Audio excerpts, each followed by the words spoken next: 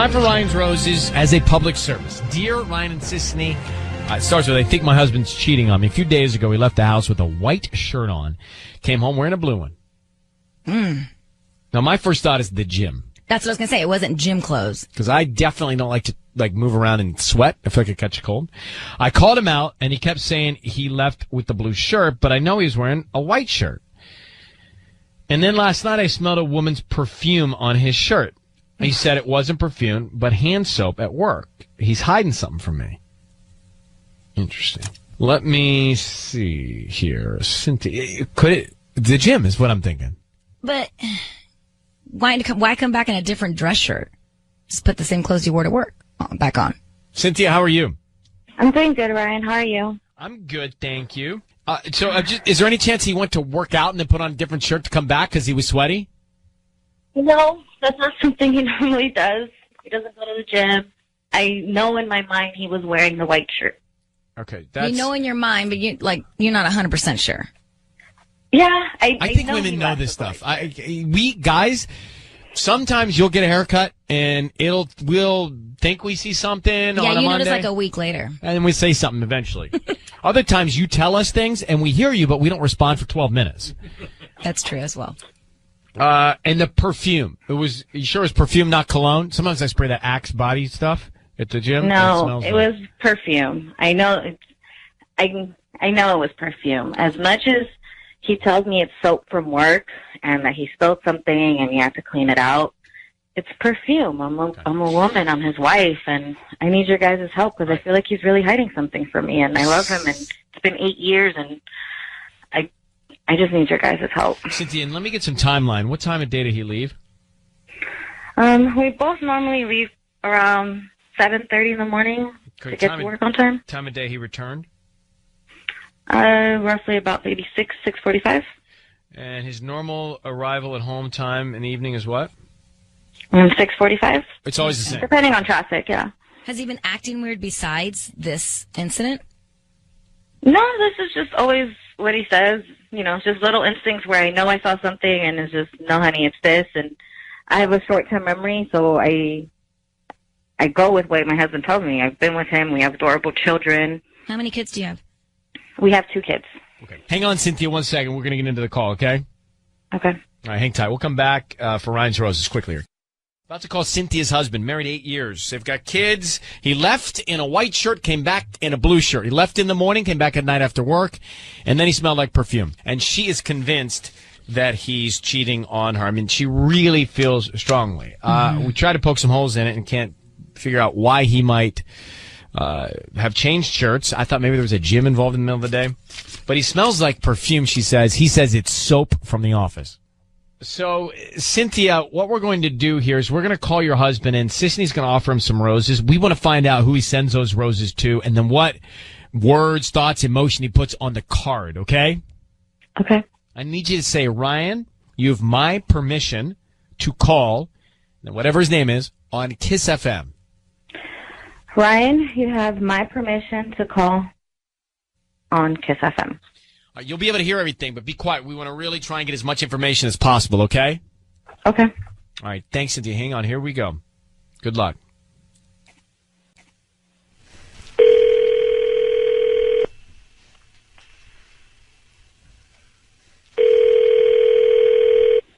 Hello? This is Mario. Hi, Mario. My name is Sasha. I'm calling from Flowers and Sweets. We're a new flower shop here in the area in Chino. How are you doing this morning? I'm good, thanks. Where are you calling from? I'm calling from Flowers and Sweets. We're a new flower shop here in the area. We're right on Central Avenue. I'm calling because we're trying to promote our delivery service, so we're giving away a dozen roses today.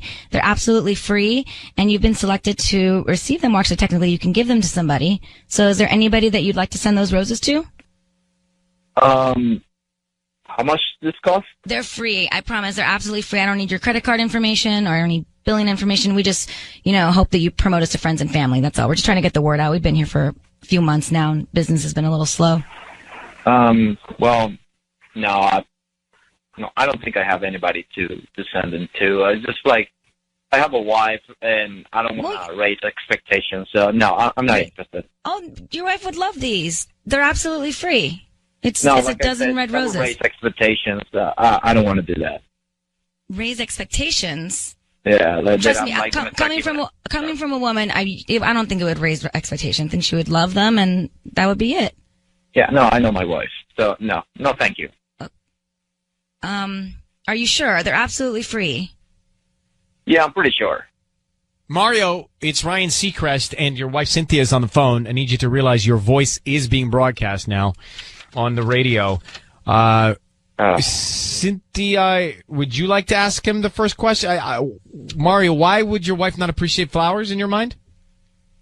It's just that she's going to start thinking things that she's not supposed to think. That's all. What does that mean? Just that if I send her flowers, then she's going to start asking me, what did I do wrong? And why did you do something wrong? No, that's the problem. So, Cynthia, would you interpret roses sent to you as guilt?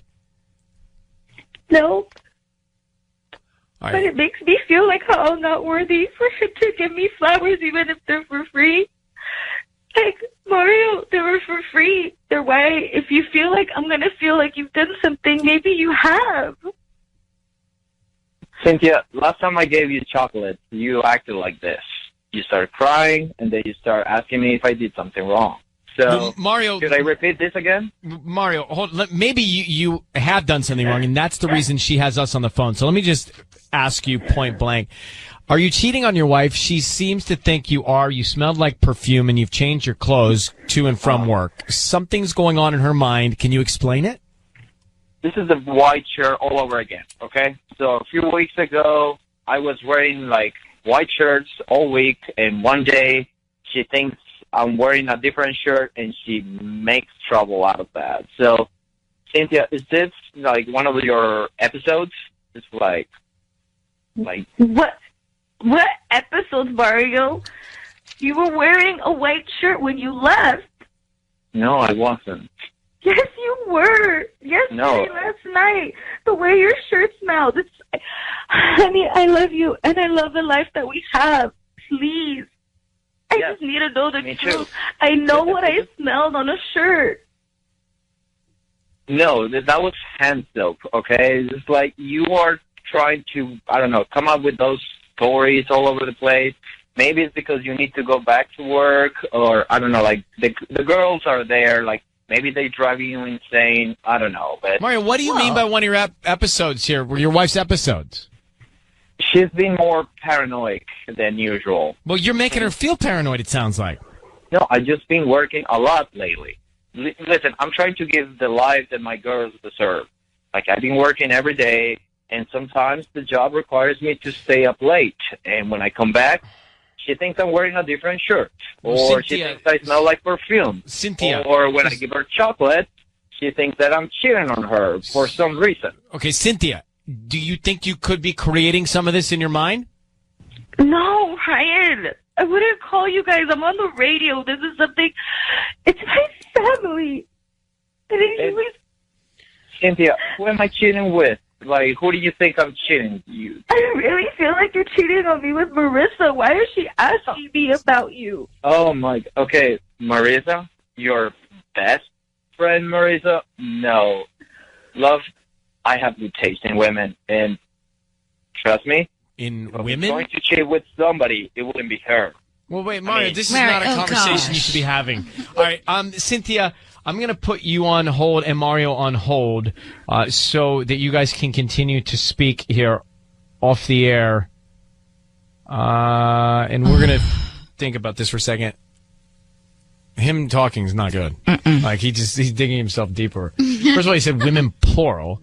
And then he says, if I was going to cheat, it wouldn't be with your best friend. That's awful. He's not treating her great. But is he cheating? Hang on.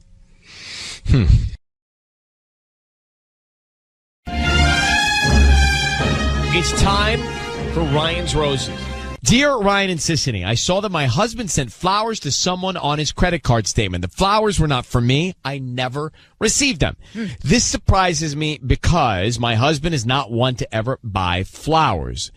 I want to know who he's sending them to. Maggie in Norwalk. Maggie, is there any explanation? Could he be sending them to a friend or out of kindness, these flowers? No, I don't think so. I don't think so. How many charges are we talking about? We're talking about one charge, but he never sends flowers to anybody. He's never sent me any flowers at all. Really? He doesn't send flowers to his mom. He doesn't send flowers to anybody. So this is the strangest thing, and it's on his card. Okay, guys. This could have been like coworkers pitching in, and then he just paid for the flowers for somebody. Yeah. No. How's everything else in your relationship at home? We're very busy.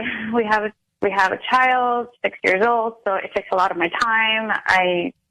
Honestly, it's not like we're in the honeymoon, of course, but, it's very concerning to me. And we've been together for quite a while. We've been together for almost 10 years, and this is so unlike him. We're very transparent with a lot of things in our relationship, so I felt confident looking at his bank statement, and to find something like this that he hasn't really confided in me is very concerning. So okay, I'm just gonna get into it next. Hang on one second, Maggie. Let's call him and see what we can find out. Maggie is on the phone. She's married. She believes that her husband is doing something with another woman because she's found a charge for flowers on the credit card statement. He never sends flowers. That's all we have. I mean, I'm on the fence about this one, Sissany. I know. We don't have much more. Do you know how you're going to do this? I do. What do I need to know? You don't need to know anything. Well, I never do. Maggie, I need you to say, Ryan, you have my permission to call, and then whatever his name is on Kiss FM. Okay, Ryan, you have my permission to call Kiss FM. Okay, we're going to make this call. Sissany is going to... I'm going to kind of just interrogate him a little bit.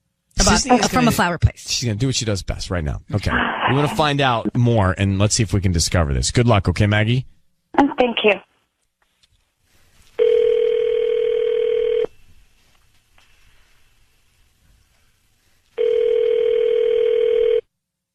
Hello? Hi, I'm looking for Andrew. Yeah, this is he. Hi, Andrew. My name is Janice. I'm calling from here in Norwalk. How you doing? Okay, great. I'm actually calling because I wanted to confirm your delivery. So I'm kind of embarrassed to say this, but there was a little mix up here at the flower shop, and some of our deliveries got mixed up and got sent to different people. And so we just wanted to confirm that your order was correct. So you know what? That might make sense. Sense. So you're Andrew, right? Yeah, okay, yeah. And then you were sending the flowers to who? I was sending it up to Miss Emily. Miss Emily. Like, okay. Like Miss the Emily. title. And then yeah. What did you happen to put on the card? Just to confirm. I made sure. I don't know if they wrote it down. It was thanks for a great year, and then it was any interest in a great summer. Thanks for a great question year. Mark.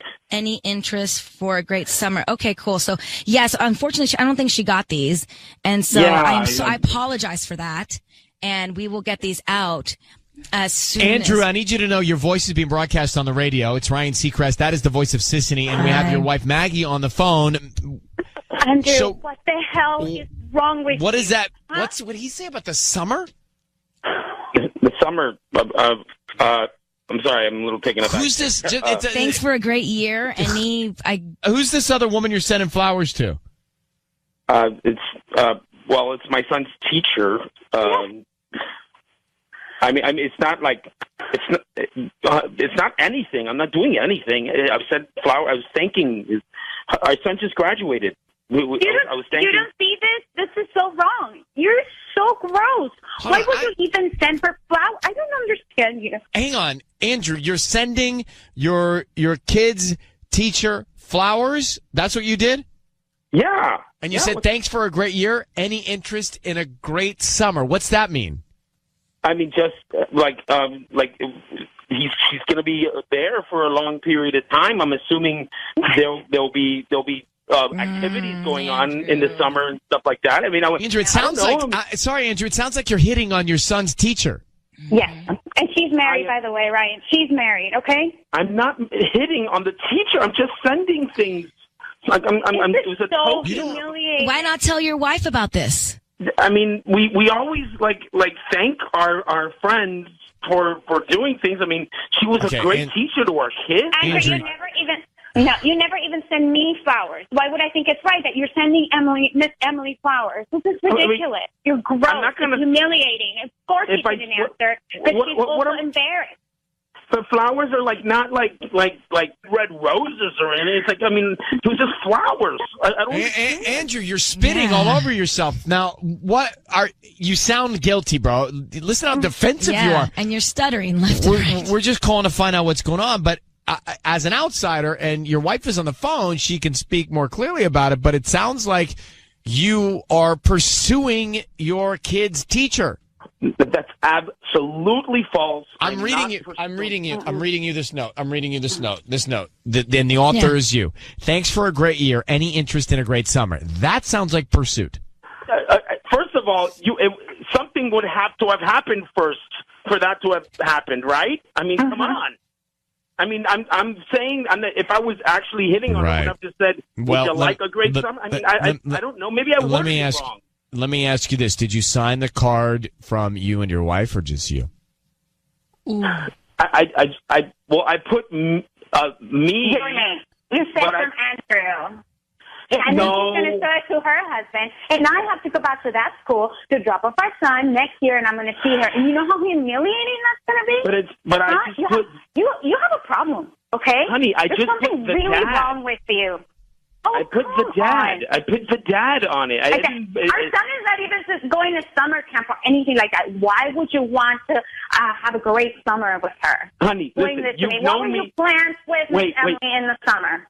You have known me this long, and you know from when I first asked you out way back in the day, that is not my style to even send flowers to try to pick up somebody. Trust me, I know. Me, your mom, everybody knows that's not your style because I've never seen not even a rose from you. And you have to send them to our... that. All right, look, Andrew, all this is broadcast, so I just want, Andrew, Maggie, it doesn't sound good. I do need to let you guys go, but it doesn't sound good. Andrew, I don't know how you're going to explain this, but we just heard what you said on the card and sending these flowers. Your wife's concerned that you're cheating on her. Let me just tell you that. That's why we're all here. So the two of you should have a conversation offline. And Maggie, you have some information to go with here, okay? Guys, I'm telling you, nothing here. No. Yeah. Okay. Don't tell me, tell her. It's time for Ryan's Roses. As a public service, a last resort, if you cannot figure out what that missing piece is in your relationship, send us an email, and we'll see if you want to come on the air and do the call. It comes from Fullerton. She says, Ryan and Ella, my husband, went to the Angels game the other night with what he said was his friends. A few days later, I saw a mom that we know, and let's follow this, and that I'm already suspicious of, in line at summer camp drop-off wearing a new Angels hat. And when she saw me, she pulled it off her head and stuffed it in her purse. Guilty. Oh, come on. I mean, that just says it right there. Or I don't even need to make the call. Coincidence. Why would anybody pull off a hat? Hat head, number one. And number two, stuffing a hat into the purse, not good for the hat. Well. So to me, this was panic. All right, well, we need more than that. The reason why she gets a little under my skin, Juliana goes on to say, is because she's very close to my husband. She's always planning play dates with him, and that alone is an issue. But after seeing her reaction, now I feel she's hiding something from me. Besides the hat. I agree with Juliana. Juliana? Yes. Hi. I agree. Hi. Listen, I agree with you about the hat thing. Why would anybody panic and take off the hat unless, I mean, is it a vanity play? Was it she didn't want you to see her with the hat on? With the hat on. Yeah, I don't know. It was been really weird to me. Like, I don't know. Why do you let your husband make plans with her for play dates? Well, I mean, our sons definitely get along and they like to have fun together. So I try not to think, I don't want to think too much into it, but there's just something about the situation recently that has me feeling like so weird and like so stressed about it. Could it be that your husband and this lady took the two boys to a baseball game together and didn't want to tell you because they didn't want you to feel left out? Oh, that's not right. If that's the case, that's bad. That is bad. I'm just saying, could your kids have been involved. Was this a play date? Well, no. I mean, as far as I was concerned, he was just going to the game with some of his friends. Like, I know that my son wasn't there, but he didn't mention seeing her, being with her, or anything like that. So I didn't really think anything of it until I saw her and she saw me and she took the hat off and looked like she's guilty of something, Ellen. She is, but is she married too? She is, yeah. Oh, gosh. Ew. All right, hold on for 1 second. I want to call and hear from your husband, if you're okay with it. Yes. I'd like to talk to her husband. You mean the other mom's husband? Yes. Hey, Juliana? Yeah. What's this other woman's name? Her name is Victoria. Victoria. All right, here's what we're going to do. Patty is in here. We're going to call your husband, and Patty is going to offer him some roses. Now, we want to find out who is top of mind, who he sends them to, and then what kind of a note he attaches to it, okay? Okay. All right, how long have you been married? We've been married for 8 years. How many kids you got? 1. Okay. All right, hang on 1 sec. Here we go. Okay.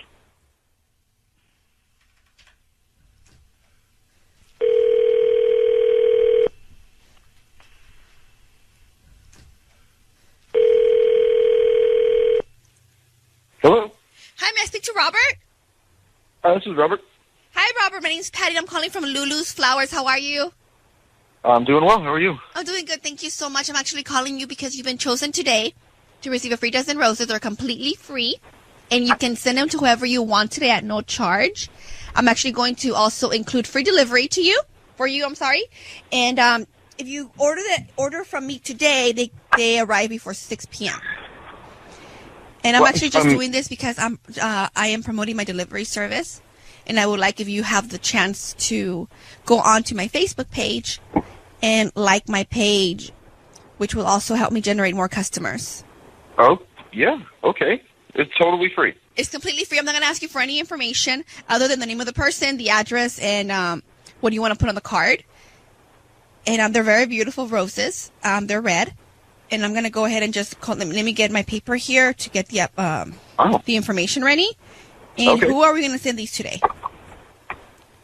Let's go with Victoria. Victoria? Last name is. Okay. And are we sending these to her home or her work? To home. And what do you want to put on the note?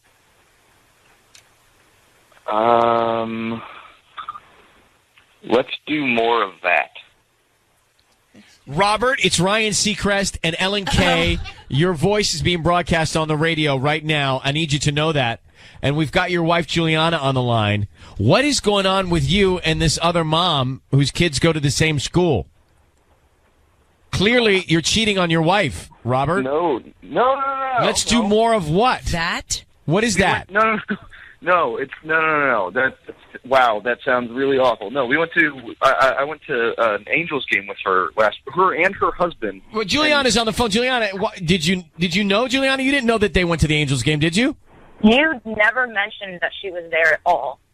I didn't go through the entire list of people who were there. She was one of the people that was there. There were like 6 or 7 people. Important enough for you to send flowers to. Red roses. You didn't mention that she was there?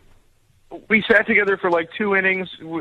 Things shuffled around. We ended up sitting next to each other. We talked for a little bit. And you want to do more of that? Go to baseball. I want to go to more of Robert. She was wearing an Angels hat. Your wife saw her. She then took the hat off, hid it in her purse. That is guilt. Something is going on with the two of you. Just be up front and tell us what it is. Are you sure her husband was there? Yes, her husband was 100% there. There was a hat vendor. She said she didn't have a hat. But then how would her husband feel? It's a joke. Robert, how would her husband feel about you sending roses to his wife saying, let's do more of that? Not okay, my man. They're red roses. I'd be pissed. And why aren't you sending them to your wife? I don't know. I saw an opportunity to give a little gift and to not think of your wife. You saw an opportunity and you didn't think of your wife.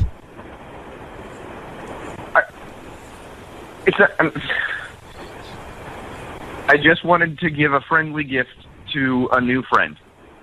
Robert, it doesn't look good, and it doesn't feel right to your wife, and so we have a problem. Are you cheating on your wife who's on the phone right now with us? No, 100% no. Are you flirting with this other mother? I don't know how we're defining flirting. We were friendly talking. Could you define it, Ryan, and use it Yeah, in a defining sentence? it. If you have to ask to define it, then you are. Robert, you're doing something wrong. You're making your wife uncomfortable, bro. Your wife doesn't feel good. Juliana, what do you think? This. I don't even know what to believe because I know how I feel, and why, if there's nothing going on, why would she look so guilty and like take the hat off? Like, why are you even sending her flowers? That's not even a friendly gift. Flirting. Behave as though attracted to or trying to attract someone. Like, she's an attractive woman. She's a gorgeous woman. Like, I know that you guys are flirting. I know that you notice how she looks. I'm so much more attracted to you than I am to her.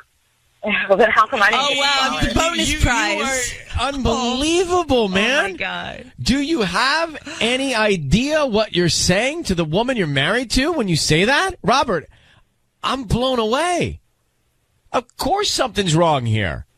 You're clearly you're in your mind, you're messing around with this other woman. Mm-hmm. Look, Juliana, you need to sit with your husband and find out why he thinks that he can say stuff like that and why he thinks that's okay. But it's not, Robert. I'm hanging up on you. Bye. Juliana, you really have a problem here.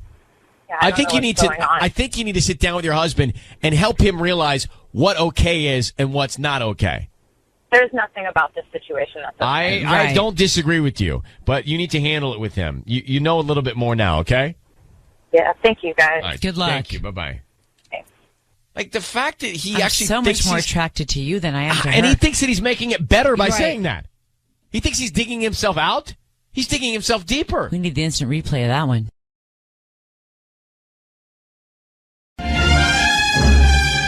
It's time for Ryan's Roses. It's time for Ryan's Roses. Listen to this one. So, it's Dear Ryan and Sissany. I have my husband's Instagram password, and I found some DMs between him and his coworker that I have met a few times. In one message, I saw a link to a beach. They're supposed to be going there. I guess they said they were talking about how they would add it to their list of places we need to visit. I also noticed the last person my husband searched for on Instagram was her boyfriend. It's not great. So he was like trolling her boyfriend, and they're planning trips.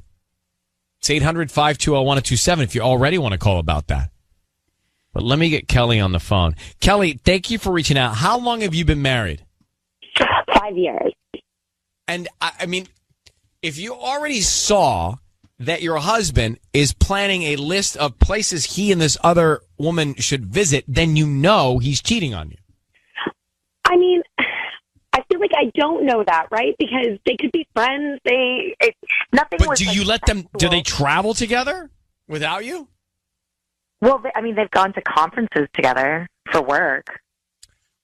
For me, if Tanya and I, where did we get married? At the homecoming game? Yeah. I came in. Patty, I came in on a horse. Homecoming, you come in on a horse. Patty had a game. dream. Patty had a dream that we got married. And Tanya, if we were married and I was planning trips with Patty, you would not be so cool with that. Oh, but where did we get married? We already She said underst- the homecoming game. Oh. It was in her dream. It was in Okay. Patty's dream. Okay. Anyway, Kelly, it would be a violation, but we're happy to take the liberal approach on this and see maybe there's an explanation. And maybe okay? it's just sending each other ideas, not necessarily to go together.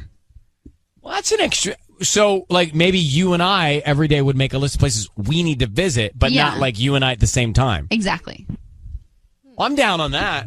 That to me would make sense. The only thing is the fact that he had searched her boyfriend is what's throwing me off a little bit. Yeah, so now I think that there's a problem. Yeah. All right, Kelly, hold on 1 second. We are going to call him and offer him the roses, okay? Okay, thank you. Okay. Did I hear a computer chime? Yeah, I heard that too. Was that in your ears too? Uh-huh. Tubbs, are you searching for a boyfriend online? What are you doing over there? It wasn't our stuff. Did you hear it? I heard that. It sounded like it was on the phone. Oh. Oh, you think it was hers? Might have been. Wow. I thought maybe somebody was logging on and we can hear it. About to call Kelly's husband. So she went into his Instagram. Well, by the way, I didn't even ask her that. Let me ask her. So, hey, Kelly, just first of all, why were you digging through your husband's Instagram DMs anyway? Well, I mean, I've had his password since we first started dating. I mean, he might have forgotten that, but I mean, every once in a while, you had a hunch and you were looking for something, right?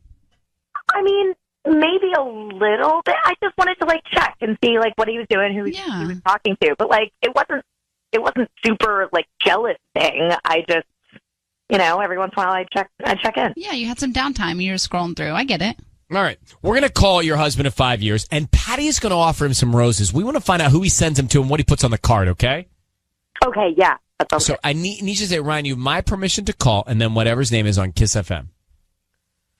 Ryan, you have my permission to call. Thank you. You got it. Here we go.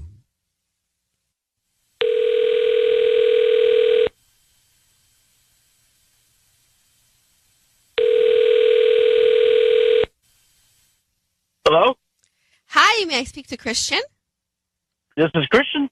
Hi, Christian. My name is Sarah E., and I'm calling from Red Hearts Florals here in Fontana off Merrill Street. How are you? I'm doing fantastic. I'm actually calling because you've been chosen to receive a free dozen roses. They're completely free, and you can send them to whoever you want this morning at no charge. If you order today, they get delivered today by lunchtime. You said completely free? There's no catch? No, I believe it says here in my notes that you opted to receive coupons and promotions a few months ago on an online purchase you recently made. That makes sense. Okay. So you said a free dozen roses? Yeah. Okay. And you, so all I need is the name of the person you want to send them to, plus a note, and they get delivered today. Okay. So we'll start with the name. Okay. Well, I want you to send them to Larissa. I'm sorry. Say that again. Larissa. Larissa. Yeah. Do you need a spelling on that, or you get on? Larissa. Yeah, bingo. Right. I mean, they got it. Okay. And what do you want to put on the note? Yeah. I actually want you to send it to her house too. I'm going to give you the address. To her house? No problem. What's the address? Yeah. It's Street. Okay. And what is the note that you want to write? I want you to say, "I love you," from Christina. From Christian, you said? No, Christina. Make sure it's Christina. Christina. Okay, I love you from Christina. Love you from Christina, yeah. Okay, and do you want red or white roses? Doesn't matter. Christian, it's Ryan Seacrest. I need you to know your voice is being broadcast on the radio right now. I have your wife, Kelly, on the phone. Who is Larissa? I'm sorry. I believe you got the wrong number. No. Hold on one sec. Don't hang up. Hello? Are you there? Hello? Oh, he's Christian. gone. Christian, call him back, Patty. Dial him back. Kelly, is Larissa the coworker's name? Yeah, yeah. Well, who's Christina? It's his code name. He is saying he's Christina. So in her phone, he's Christina. And he just sent Larissa, I love you, from Christina. That way the boyfriend doesn't find out it's Christian. Gosh. I mean, Kelly, he's caught red-handed. Hold on. I'm trying to call him. I'm trying to call him back. He's caught red-handed. I don't know what to do with this. Well, you need to get to your husband. You need to tell him you know what's going on. You need to tell him he needs to tell you what's going on right now. Your call has been forwarded to not an automatic voice message system. Yeah, I mean, this is... Kelly, I'm sorry. This is bad. Yeah. He sent roses to Larissa, I love you, from Christina. That's his code name in this affair. Yeah, sounds like it. So they are planning. I mean, that's what they are planning trips to go on. What a lying, cheating sack. So, Kelly, we should let you go. You need to get to your husband, sit him down, have the conversation, have him tell you, come clean, tell you everything that's going on, and then you need to make some choices. Yeah, I guess so. All right. Well, I'm sorry that you had to find out this way. I guess it's better to know. Well, you have information now. Good luck, okay? Thanks. All right. Bye. Bye. Yeah, I mean, that's he's Christina to her, so that nobody's wires get crossed, but he just got caught. Do you know what I just do not understand? Why do people not get divorced and cheat? Why do people not get divorced? Yes, Why do they if just he's cheat? clearly not happy in his marriage, why is he cheating and trying to do this whole charade when... It's Seacrest. Sissany is out on maternity leave. Tanya is here. Patty is here. And we're getting it done. Yeah. Now, we just did a Ryan's Roses. And I have to say that it was designed to do what it just did. You know, you got Kelly and Christian. Kelly went into his Instagram, and in his DMs, she saw her husband planning a list of places to go visit with his coworker, like trips. Yeah. To me, you didn't even need to make this call. Like, something was going on there. Then we get him on the line, and he says, I want to send the roses to Larissa, but here's what's... Listen to this. He signs the card. He says, I love you, and sign... I just hit my tooth on the mic. Got so excited. Sorry. Oh. I don't think I chipped it, but man, I hit it. Yeah, I saw that. Looks not great. Can you tell? No, it's still there. Yeah, all right. So sometimes the fire in me takes me right to the mic. I connect with the mic with my teeth. I understand. So he signs a card, Love Christina. So that's his code name so that her boyfriend and his wife don't catch on to it. Here's part of the call. I want you to say, I love you from Christina. From Christian, you said? No, Christina. Make sure it's Christina. Christina. And that's how they were trying to get away with what they were doing. And then he just hung up. Just hung up on us. Well, then he hung up because he knew. We said, your wife is on the phone. Yeah. And then he totally hung up. He said he got the wrong number. Anita, good morning, Anita. How are you? Hi, Ryan. Good. You? Thank you. I'm so good. So he's obviously cheating. Oh, my God. Yes, 100%. He's clearly cheating. And I agree with you that he's having a double life. Well, so what, to Tanya's question, what is he thinking? If he really is unhappy and really is in love with this other woman, why not just come clean and get out? Right. Well, I think that people, when they're having affairs, they stop thinking and they forget how stupid they're acting. They're not considering the consequences because there's so much into it, Yeah. Also, with this situation, she has a boyfriend, he's got a wife, and they were trying to play it all off with these code names, like Christina is his name, and probably in her phone as well. It says Christina. Right, but how can they do that? Like they're not even being themselves anymore. I couldn't go out with someone who's not being honest. Stress and anxiety. It's not that person. So what do you do? So she's got to. What does she do now? She's got to approach him and tell him that she now knows, and she's got to think about getting out of the marriage. Mm-hmm. I would. Yeah. How can you trust this person ever again? Well, I appreciate you calling in, Anita. Thank you. Of course. Thank you. Bye. And Larissa's probably Larry in his phone. Mm-hmm. I think to answer Tanya's question about why we are not just honest with ourselves or with our partners, I think it's because it's too easy to be honest. We want life to be hard. Does that make sense? I don't think so. No. I think it's because people are just chicken wimps and don't want to have the conversation. I think it's more cowardly. We want the challenge. We want to live on the edge. We want to be living in we want to have a little secret. Like as humans, we need those things too. I think unfortunately, we use cheating as one of those ways to get that in our lives. Like they need to have. Some people jump off planes. I did that once. That's last time I'm doing that. So there's ways we get the things we need. Okay. Well, for those who are drama-seeking individuals, I see what you mean. Thrill seekers. No, drama seekers. Okay. Maybe thrill seekers. Sure, fine line. Sure. Fine line. Fine line.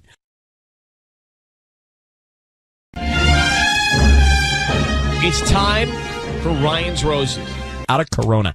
Nick the Man. Dear Ryan and Sisney, I found a compilation of stories in my wife's draft section of her email. They're not stories from 50 Shades of Grey. They're written by someone for her. I can tell because some are very specific to my wife. I'm certain she's not writing these herself. They're almost love poems that were written for her. I'm worried. What? Hey, Nick, thanks for coming on. Can you give us an example of what you found, the stories, the poems you're talking about? Yeah, so those stories are more like, like speak about like specific places on her body, like a mole or like the freckles that she has in her chest, and how like the other person is gonna like go over every inch of her body. Oh. So those kind of stories. So these are suggestive stories that you think are written to her from another man or for her to give another man? It has like a kind of a little bit of both. Like, but most of them are like from somebody to her, like going through her, and like 2 or 3 are like mostly like she asked him to go in other places. Okay, I get it. Let me put you on hold. Sisney's got a plan. We're going to call your wife and see if we can find out who's top of mind, okay? Yeah. All right, hang on. Nick is on the phone. So Nick, his wife has these like drafts of 50 Shades of Grey type letters in her email, and they're provocative, and they're not being shared with him. So he thinks these are all about she and another man and some fantasy, reality or fantasy, we don't know. But that's why Nick reached out. So what's the plan, Sissany? We're calling his wife. The plan is I'm going to tell her that I have flowers to be delivered to her from a secret admirer. And I need to confirm her address and specific time that she would like these what if delivered. she says, who's the secret admirer? I can't tell her that, but I'm sure. And I'll ask her, can you guess? And then maybe she'll give us some so names. you know what you're doing. Yeah. All right, let's go. Nick, I need you to be very quiet. We're going to call your wife now. We're going to try and find out what's going on, and stay quiet until we tell her we're on the air, okay? Okay. And I need you to say, Ryan, you have my permission to call, and then whatever her name is on Kiss FM. Ryan, you have my permission to call my wife. What's her name? We're going to call her now on Kiss FM. All right, here we go. Good luck. Be quiet now. Good luck, sis.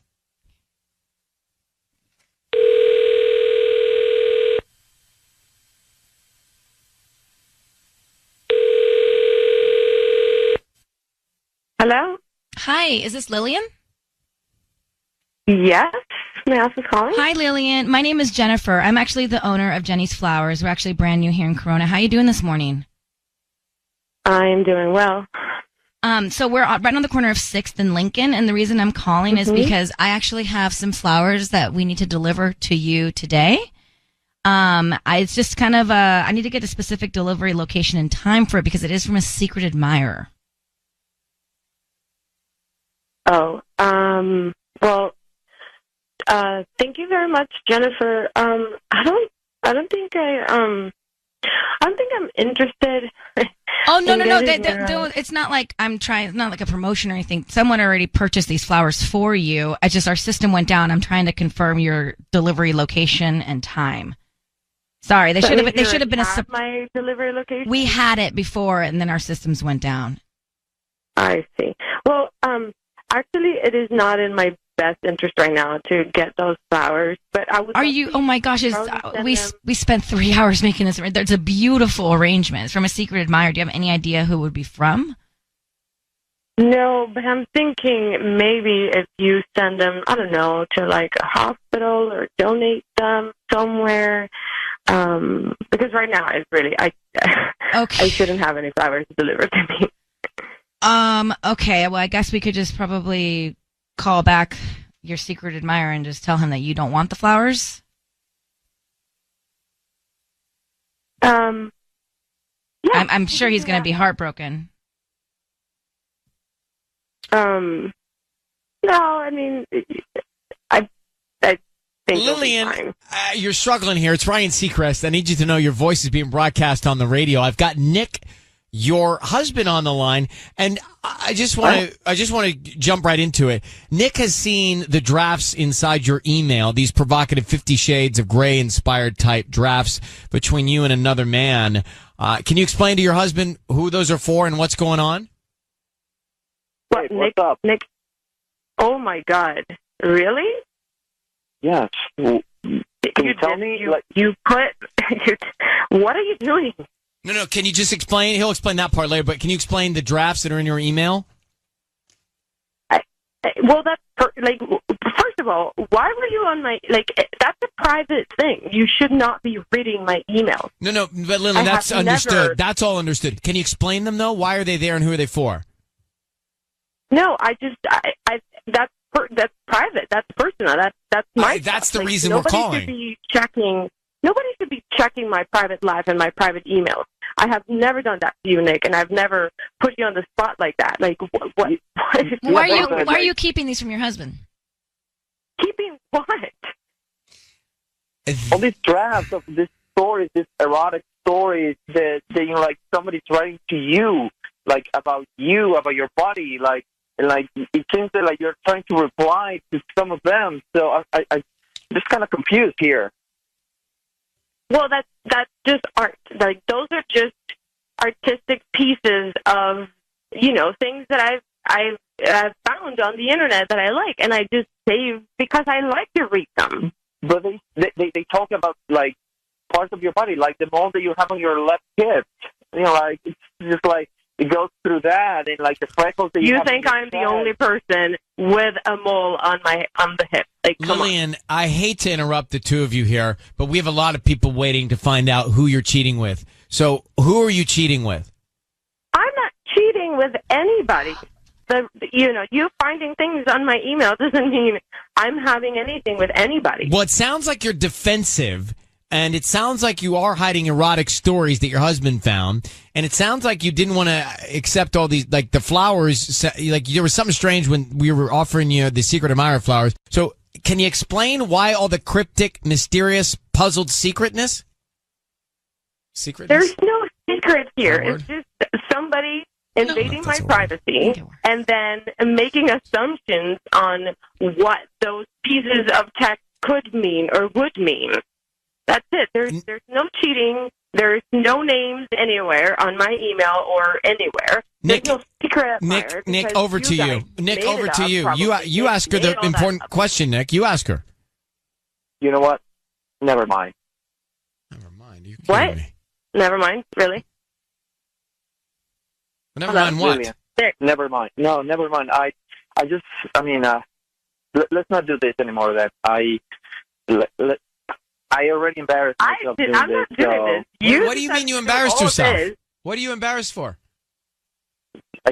It seems that she doesn't trust me and she doesn't enjoy life with me. So, yeah. What? You want to end your marriage? Enjoy life? What? Because of things that I have on my email? What? Oh my God, Nick, really, what's going on? Are you the one having something and that's why you're spying on all my stuff? Are you feeling guilty and then trying to find out if I'm the one doing something to you? Because that's what it sounds like. You're suspicious because you're probably doing something. All right, I don't know what's going on here, Lillian, but the two of you need to spend a little FaceTime together, okay? You sound defensive and Nick sounds lost. Good luck, guys. Is secretness not a word? It actually is a word. Secretness. Stumbled upon that. I don't know. I don't even know how to explain what's going on with those two. Just coming out of Orion's Roses, and it reminds me of something a friend of mine said to me on Friday. I'm going to ask you about. But first, if you missed the roses, Nick suspected his wife, Lillian, was cheating on him when he discovered erotic stories in the drafts section of her email. So we told Lillian that his secret admirer was sending her roses. However, she refused the roses. Yeah. We got her on the phone with Nick and asked Lillian about the stories and if she was cheating on him, and she denied it. Here's part of the call. Those are just artistic pieces of, things that I've found on the internet that I like, and I just save because I like to read them. But they talk about like parts of your body, like the mole that you have on your left hip. It's interesting that she's not sharing that kind of thing with her husband. A little bit. Right? He did snoop, though. So that's crossing the line as well. Is it crossing the line? Or what if you have reason to snoop? I mean, a lot of people snoop that we've done roses I've with. never snooped in Michael's email. Well, you live in a perfect fantasy world. We know. You've never snooped in a girlfriend's email, have you? I've tried to look at their passwords, but I can't ever get it right. Passwords? Oh, well, we know each other's passwords. Yeah, well, You gotta get on that level. Well, I try and do like over the shoulder, like, ooh, too many numbers. Let's get to Regina in Glendale. Regina, good morning. Good morning, everybody. I love everybody. Thank you. That's a good way to start.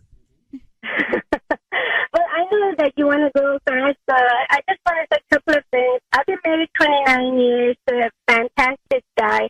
And the more I hear this call, the more I realize what a great guy I have. And I should do more in my marriage to actually keep it like that. And one thing I wanted to say is, this good friend of ours told us years ago that if you're married and you have kids and you have extra time in your life that you get bored, you're not doing a good job. That's all I want to say. That, it's not nice when you go into a marriage. And it's not snooping if you look, because there shouldn't be any privacy. I mean, if she finds the stuff that's really erotic to her, she just sends it to her husband. She shouldn't keep it for herself. Hello, I'm sure you can do something with that. Guys would love to come up with new stuff, to do new stuff. As much as I know in the oldest years of marriage. Well, the fact that you are 29 and celebrating, you are words of wisdom for us. Well, You know? I've been married 29 years. I'm 52. Well, yeah, married 29. That's what I mean. Yeah. 29 years of marriage. Well, thank you so much for Regina. I appreciate you calling. So, listen to this. This just reminded me. Yeah. So, a buddy of mine on Friday was telling me that his wife is jealous because I guess he has one of those Peloton bikes. You know, the bike where you get to watch the video of a spinning class? You can jump into a live spinning class. So his wife saw he was picking the same female instructor. Buddy. She's mad that he's always picking this same instructor who's attractive. And he will admit he has a crush on her. So I'm like, well, wait, does that mean, like, But it's like joking. No, I think she's jealous that he's giving all this attention to they the can like woman. give you shout outs too. They do. Yeah, you actually, it's a live thing sometimes, so Yes. they can actually connect with you. There's a leaderboard so that you can see how well someone's doing. So she can be like, come on, Ryan, you're almost there to the top spot. Yeah, exactly. And he feels that. And he's like, oh, she likes me. Uh-huh. And his wife's like up in him about it. Wait, I don't know how I feel about this. I'm Think kind of about with this. the wife. Me too. What I'm if- with her. What if Michael went to a spinning class and her name was Rebecca and he always wanted to go to Rebecca's class? And then you go and you see that Rebecca's always shouting at Michael. Michael, great job. Michael, nice tension. That would get under my skin. That would make me want to go in and make sure that I'm handling the tension. But I see, and I take these classes sometimes, and I see like the relationship with instructor and student, or instructor and people who are working out there. Yeah. And they can be a little flirty. Mm-hmm. So Interesting. do you have the right to be jealous of a video of a Peloton class or the workout instructor? I think you have the right to be jealous. Yes. Is it justified? I don't know. Is it a form of cheating? No, but it is time spent with another woman that's not you, and I don't know how I feel about that. And when he was telling me about it, he was smiling. He was like excited that he gets to take her class. But it's got to be a joke now. Like, I feel like it's something that we got brought up over dinner as like, haha, look, I'm so jealous. And he's not going to act on it. This girl probably isn't. That might be the first step. I just said to him, I go, just be careful how much you're advertising, how much you love taking this girl's class, because like you can speak and you could probably, I mean, if it connect. bothers his wife that much, the right thing to do is for him to just take a male instructor's class. Well, who's to say that the male instructor won't like him too? True. Well, I'm just saying, he's into girls, so he won't be into guys. But he does pedal hard, he says. He says, I pedal hard in her class. All right, keep that to yourself.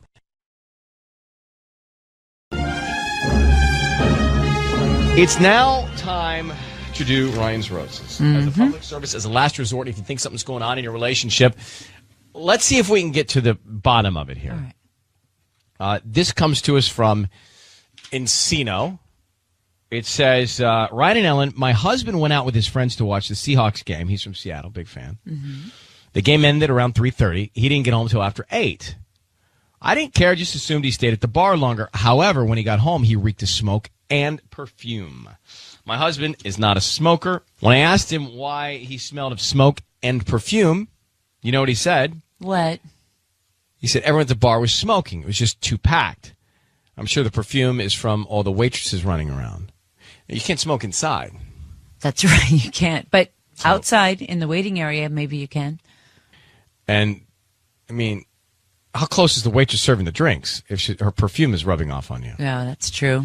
And he was at Buffalo Wild Wings. I love Buffalo. To watch a game at Buffalo Wild Wings is like the ultimate. I don't even need a game. You don't, do you? I don't need a game. I could still do it. She says he lied to me. I didn't say anything because I know he's trying to hide something. I want to call him. I want to put him on the air. Let's get Laura. Laura. Hey, Ryan. How are you? I'm fine. So we just read your email. So you believe that he was not even at Buffalo Wild Wings. He actually went to some other place or took some girl somewhere? Well, you know what? Something's going on because, as you know, as I mentioned, he went out with his friends. I never have a problem with that. And he went out to Buffalo Wild Wings to see the Seattle game because, you know, he's a huge Seattle fan. That's where he's from. And, you know, the game ended at 3:30. He didn't get home till 8 o'clock. So it just seemed like he was skating around his words. Like, it just like, it's almost like he just like tried to come out of it. But I knew he was lying, and that's the part that really bothered me. But I acted as though like I didn't know, and I just let it go. And I thought to myself, I got to find out what's going on because I'm really nervous. We're newlyweds. We're almost married a year, and you know, I feel like, I mean, is the honeymoon phase over already? I mean, what's going on? I have one question I think will determine whether he was out with some girl or not. Was he wearing a Seahawks jersey? Yes, I believe he was. No way. No girl's going anywhere with a guy in a jersey. There's no way. So thank you for calling. That's it. There's no way. He was hanging with his buddies because no one has game in a jersey. Unless I'm he sorry. was just being, unless he did what a lot of kids do, he changed. He wore the jersey and then he changed before he got to class or the bar. But I smelled the perfume. Okay, well, let me ask you what kind of perfume. Could you identify the perfume? Could you give me any sort of description of the perfume? Was it strong? It was sweet, and I know the difference between cologne and perfume, so I know it was. So it was okay. Yes, it was perfume. So I know a bunch of guys hanging out, and whether they're smoking or not is not relevant. The fact that he smelled like perfume freaked me out, and that's. Did you ask his buddies if he was with them? Do you know any of them well enough? You know, we don't have that kind of relationship. I really trust my husband, so I didn't go there. I just figured that I would try to do some finding out on my own, which is why I'm sort of surprised that I know he's lying to me, and I need to find out why and what's going on. You say he's not a liar. No, he's not. So this would be the first time that he's ever lied to you. Yes. Why can't men and women watch sports together? Why do guys have to go with their buddies? Why can't they say, come along? By the way, a lot of my friends watch it together.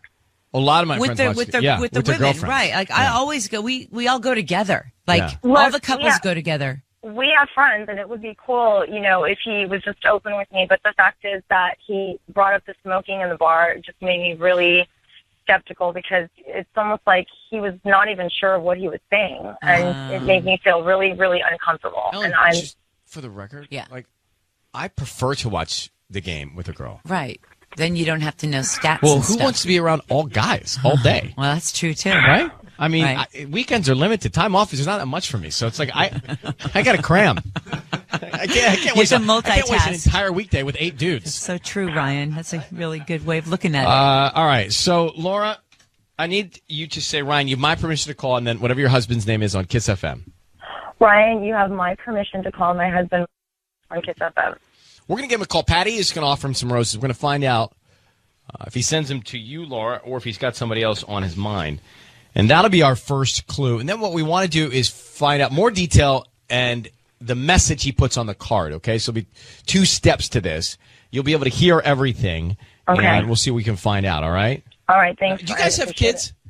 No, we don't have kids, but we pretty much have newlyweds. Like I said, we want to travel. We've been talking about going to Europe, so we just decided to wait a little bit. Okay.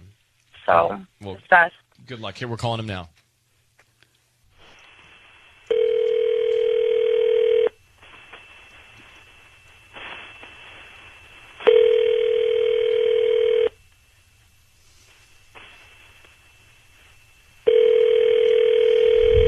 Hello? Hi, may I speak to Michael? Yeah? Hi, Michael. My name's Patty calling from Strawberry Fields. How are you? Yes, hi. How can I help you? Who are you? My name's Patty. I'm calling from Strawberry Fields, a floral shop that Wait, just opened. Patty from where? From Strawberry Fields. I just opened a floral shop, and I'm calling because you've been chosen to receive a free dozen roses. They're completely free, and you can send them to whoever you want today. I don't need any information from you, just the name of the person you want to send them to and the note. And I make sure they get delivered today or tomorrow if you like. Well, why don't you send them to my wife, Laura? I'm sorry? To my wife, Laura, in Los Angeles. Do you have the address? 3 Street. Okay. And what do you Los want? Angeles. The roses the bouquet come with a note? Would you like to add something to that? Yes. You are the sweetest thing in the world. The sweetest thing in the world. Yeah, you're the sweetest thing in the world. Your husband, Michael. Michael, it's Ryan Seacrest and Ellen K. Hi, Michael. Michael, your wife is on the phone. Your voice is being broadcast on the radio right now. Patty works with us. Your wife has asked us to call you to verify some things here. The reason, Michael, I'm sorry, honey. Listen, you went to the game last week. You came home smelling like smoke and perfume, and I was just really nervous that something was going on with you. And, you lied to me about the smoke. So, Michael, who did you watch the game with? Whose perfume rubbed off on you last week? Perfume? With my friends. Whose perfume rubbed off on you? Your wife said you smelled like smoke and women's perfume. Perfume? Yeah. Honey, come on. But, like smoke. Everybody else, all my friends. But the perfume. Smoking, but people around me were smoking. But there's no smoking at Buffalo Wild Wings. You can't smoke in that place.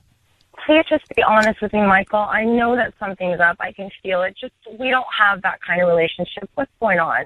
Come on. Please. Listen, Laura, I'm sorry. I didn't mean to lie. Yeah. Look, my friends are like always saying that I'm like, that you're like bossing me around, and I'm like a little, and they really wanted me to come to the strip bar with them, and I just. So you went to a strip bar? Why not tell your wife? Yeah, just say we went to the strip. Laura, please, I just want you to know that nothing really happened there. It just nothing really happened there, and. Okay, look, I'm pretty open with you, and yeah, maybe I am a little bit bossy and demanding sometimes. Personality. If I would have told you, you would have probably, get really mad and. I'm a lot more open than you give me credit for, but lying is worse. Okay, I would have rather you been honest. Look, I didn't really want to go to the strip bar. It's just that my friends. Every guy says that. My friends really wanted me to go. I hate it when I'm dragged there. Kicking and screaming. Next time, Michael, you can say, I don't want to look like a big you-know-what to these guys, so I'm going to go. Here's the thing. So, Michael, you didn't tell the truth about where you were. Now your wife is telling you, look, honey, just tell me the truth, and I'm not going to get upset. You got to just be honest with me and tell me. So you went to the club, you went with your buddies, and that's it, right? Nothing else to know. That's it. There's no other woman in your life. You didn't cheat on your wife. Nothing else, right? I need you to swear on your mom that you're telling the truth. I need you to swear that you did not cheat on me. Okay, I need you to swear on your mom's life. I don't care who you tell. I swear, I did not cheat on you. I swear. All right, I'm devastated, though, that you lied. Really happened there at the bar. Nothing really happened. Yeah, nothing happened. Nothing happened, no. Nothing happened at the strip club. Did anything happen not at the strip club? No, nothing really happened. No, nothing really happened or nothing happened? What does really happened mean? Nothing Come really on, Michael. happened. Come on, Michael. It's just like no touching. There's nothing. Oh my! Did anything happen, Michael? Did anything happen outside of this club? That's all we're trying to find out, whether it was with somebody or not. So you really just went to the club. Outside, inside, nowhere. Nothing really happened. I love Laura. So someone rubbed on your jersey. I need you to listen to how you sound. You're saying nothing really happened. What do you mean nothing really happened? Be clear and specific. I don't understand. Look, there was at the strip bar. There was obviously some dancing going on, but there's a no touch policy. So, and outside, nothing. I hear the hesitancy. I You're did lying. too. You're lying to me. I did not cheat on you. You're lying. I did not But cheat. you're I love lying. you. I Why can would hear I go and cheat it. on you? I love you too, so but much. I want to know. I love you too, but I know you're lying to me still, and I think they know too. Ryan, am I delusional or is He's being hesitant, but Michael, Yes, there's a universe in which we're going to have to move on here. Would you please just tell your wife the truth? See, I'm going to put you both on hold. Laura, hang on for 1 second. The problem hang on for 1 is second, Laura. he lied, so now we can't believe anything he says. I believed him for a second. I thought he was just telling the truth after telling a lie, and now the hesitation in his voice and the pregnant pausing every time we ask him to be clear, and he's not being emphatic about it, leads me to believe that she's got problems. Yep.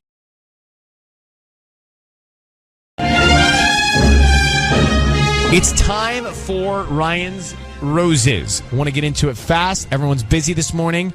We have the email. It says, Dear Ryan and Sissany, we had a Labor Day barbecue, and I noticed some weirdness.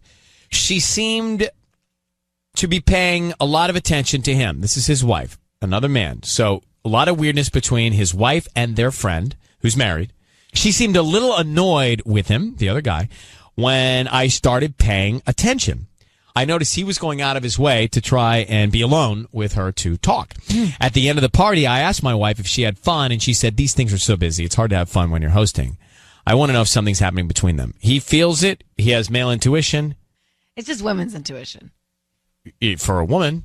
Do male have male intuition? No. We do. Tanya, we do, okay? This is an equal playing field, this I've never show. heard of it. If you do, then maybe I've just never heard of it. We don't give it enough limelight on this program. All right. Please learn something new every day. We're on equal footing, everyone, okay? Everyone's equal on this show. Mm-hmm. So let's get Tony, who is in Pacoima, on the phone. Tony, thanks for coming on. I appreciate it. Oh, no problem. Tony, you're welcome. Do you believe you have male intuition? Definitely. Yeah. Okay. And not only that, you think you felt like physical things going on between your wife and this mutual friend of yours? Yeah, there's no question about it. I'm not an idiot. Okay. What's your relationship with this other guy and his wife? Well, I've known him for almost 5 years now. Like, we used to work together, and we've been friends ever since. Even after we stopped working together, we still hang out. You know, he comes over to barbecues and stuff. Okay. Because I think guys, we can read guys, and we know when something is up with another guy, and this time it has to do with your wife. So what were they arguing about? Just little things, like almost like things you argue about when you're in a relationship, like just weird things. Petty stuff. I don't know. It wasn't something that you argue with your friend's wife about. You know what I mean? Yeah, for sure. Okay, here's what we are going to call him and find out who he sends the roses to. Do you know his wife's? What's his wife's name? His wife's name is Lily. And what's your wife's name? Brianna. Well, that's all I need to know. Hang on 1 second. We make the call next. Tony's on the phone. So Tony believes that his wife may be cheating on him with their mutual friend who's also married. Now, we're going to call the guy, the friend, okay? We want to find out who he sends the flowers to. Now, this guy is married, so he should send them to Lily, right? That's the guy's wife? That's his wife, okay, yeah. and so Lily, now, if he sends them to Brianna, Tony's wife, we have a real problem. So be thinking about that. Lily is okay, Brianna not okay. Tony, I need you to say, Ryan, you have my permission to call, and then whatever his name is on Kiss FM. Ryan, you have my permission to call on Kiss FM. We will, and we are, and we do, and Sissany is going to offer him some roses to be sent to anybody that's top of mind that he has affection for. We'll find out who he sends them to, okay? Okay. All right, good luck, my friend.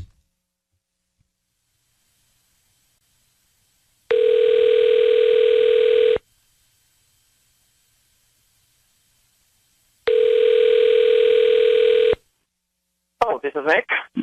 Hi, Nick. I'm calling from Gina's Garden. How are you doing this morning? I'm good, thank you. Hi, we're a flower shop here in Pacoima. So I'm calling because we're celebrating our grand opening. And because of that, each week we're selecting somebody to receive a dozen red roses. And so today you're the winner, and you can actually send those to anybody that you'd like. Oh, They're absolutely free. I don't need credit card info, any billing info. We just hope that you refer us to friends and family. We're brand new to the area. You know, we're like the corner of Glen Oaks and Van Nuys, across the street from Taco Bell. Oh, okay, yeah. We're right in that little shopping center. So we just hope that if, whoever you send the flowers to, they like us and they can send them to, or they can refer us. Yeah, definitely. Excellent. Yeah. So what do you need from me? So just the name of the person you want to send them to. Sure.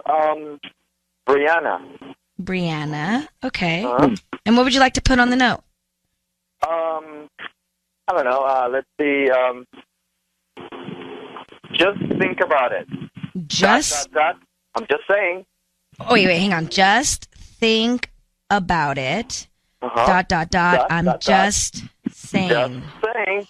Okay. Is that like an inside joke or something? Yeah. Oh, that's cute. Who is Brianna to you?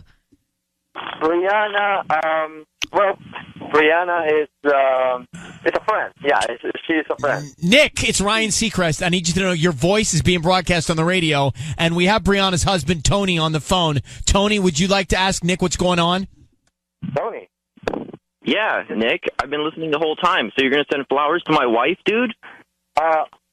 And he says, just think about it. I'm just saying. What does that mean, Nick? Well, listen, Tony, it's not what you think, okay? It's not what you think. It's just that... Nick, your voice is being broadcast on the radio. I need you to know that, just to be clear. Everything's being broadcast. Sure. Listen, Tony, listen, I just sent her flowers because we had a blast last weekend. I just want to thank her for that. So yeah. And just think about it? What does that mean, dude? So why wouldn't you say thank you for the barbecue? What about your wife? What about your kids, dude? What about, does Lily know you're sending flowers to my freaking wife? What if she found out about that? Dude, we've been friends for almost 5 years and you're going to do something like this? Listen, I just want to say that it was just a joke. Nick.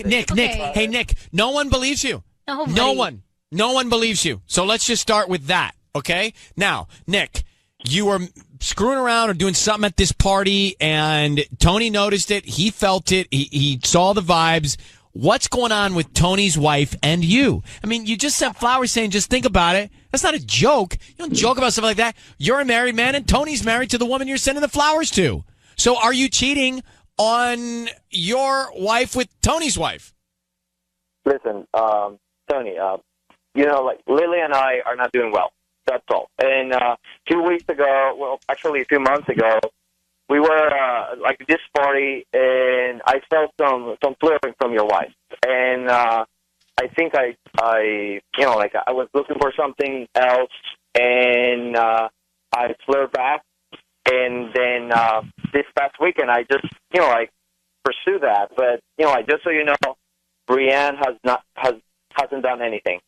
She just stopped me, and she said that she wasn't flirting and anything, and just I'm not doing well with Lily. That's all, and that's why I went and flirted with somebody else. But you don't pursue Tony's wife if you're not doing well with Lily. That's your problem. Yeah, I guess. I mean, it's just that I know her, and Nick, I'm tired of it. Nick, I'm tired of it. Tony, let me ask you a couple questions here. Do you believe your wife is innocent? I mean, I don't think my wife would ever do anything. Well, then this guy's creepily pursuing her because he's having problems with his own wife. Mm-hmm. You need to get to your wife and tell her what's going on. And by the way, tell her what Nick just did in this note he just wrote, the flowers he was going to send to her. I don't like that Nick felt so comfortable to play that joke on her. I'm not so sure your wife is so innocent. Yeah, I don't know if she did anything to make him feel that was okay. Well, that's my concern for you, Tony. Well, let's just hope that she is innocent. Talk to her. I'm not so sure, Sissany. Well, I'm trying to be positive. I understand, and I like your positron. It sounds like she tried to shut it down. She tried to shut it down at the party. That's why he was annoyed. But Nick, a little too comfortable, Nick. A little too comfortable. And Nick, you need to work out your own problems before you get into other people's lives. All right? Nick? Yeah, you're right. You're right. Well, good luck, Nick. Tony, I'm going to let you go, too. I'm not so sure. Yeah, I got some stuff to talk about with Brianna. Well, and by the way, this guy, get him out. Get him out. Yeah. Get this guy, Nick, and his wife, Lily, out of your life. Bye. All right. We're going to let you go talk to your wife. Thanks for coming on with us, and good luck, Tony. Thanks, Ryan. By the way, how about that guy, Nick? I mean, is anyone else you're not annoyed with Nick as much as I'm annoyed with Nick? Yeah, I am. But I believe Nick, actually.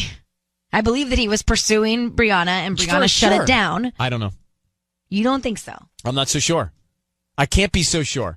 Okay. Not with that note he just sent. I can't be so sure that she's so innocent. The note is saying, just think about it. I'm just saying. Right, but there must be some sort of door that was ajar for him to felt that comfortable. Patty? I think we should call Brianna. No, Yes. poor girl. Why? But here's my question. Why do men think it's okay? Oh, jeez. It's a broader thing now. It's okay It always to is. go and stray when they're having problems at home. Why can't they just fix their problems at home? Well, Cowards. Why can't they just find a solution? Tanya says cowards. Mhm. Again, there's a team up effect on this show. Now, Well, no, I'm on your team because I don't think it's all men.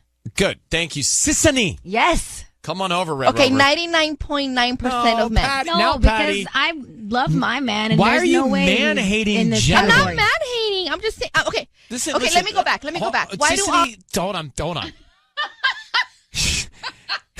Sissany Yes. is saying, please say it, That is not all men. especially your man. Especially my man. Now, Patty, go ahead. Okay, let me go back. So why do men, when they encounter a problem, not just in a relationship or anything that can get them like a little overwhelmed, why don't they just fix it instead of running away from it? Yeah. Okay. All men do that. Not all men. Not all no, men. You can't say there's that. no way.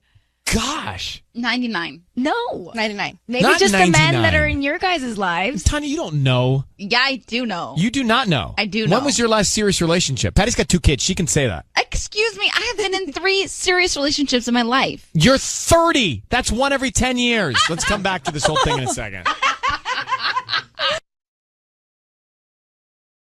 What's the best screen protection for your Apple Watch? That's a good question to ask. It's a tough question to answer, and there are no good answers to that question. But here's what I've figured out. The best thing you can do for your Apple Watch screen while maintaining the general look and feel of your tiny wrist computer is to use a liquid screen protector. It will offer a minimal amount of scratch protection, a tiny amount of extra impact protection, and really the only pro is that you can use it across other devices if you wanted to. Now, if you want more protection and you want to cheapen the look of your Apple Watch, you could go with a plastic screen protector. You can take a chance with one of those cheap glass screen protectors from Amazon, but the ones that I got don't fit very well, and there were other ones that were just very poorly made. I honestly would rather let my Apple Watch go naked than cheapen the look of it. Now, you can circumvent all the screen protection nonsense by actually getting a case for your Apple Watch, as it might prevent the edge of your iPhone from getting scratched. But honestly, good luck trying to find one for the Series 4, because all the case manufacturers that I've been using previously aren't making anything for the Series 4. Now, as I said before, it's a tough question to answer because there are no good brands out there that make, good screen protectors. I have companies like Belkin that used to make them, but they don't make them for the Series 4 anymore. So trying to come up with products for this video has been incredibly tough because I've had to rely on Amazon. And I had to deal with brands called The Lynch, LK, JetTech, and Koosia? Like, how do you even pronounce that? Where's the U behind the Q? Koosia? Koosia? So in the next few minutes, I'm going to cover over the pros and cons for plastic glass cases, and then explain why liquid is better than everything else, and actually just letting your Apple Watch go naked is actually probably the best solution. But I wouldn't feel right saying that if I didn't go through all the other details first.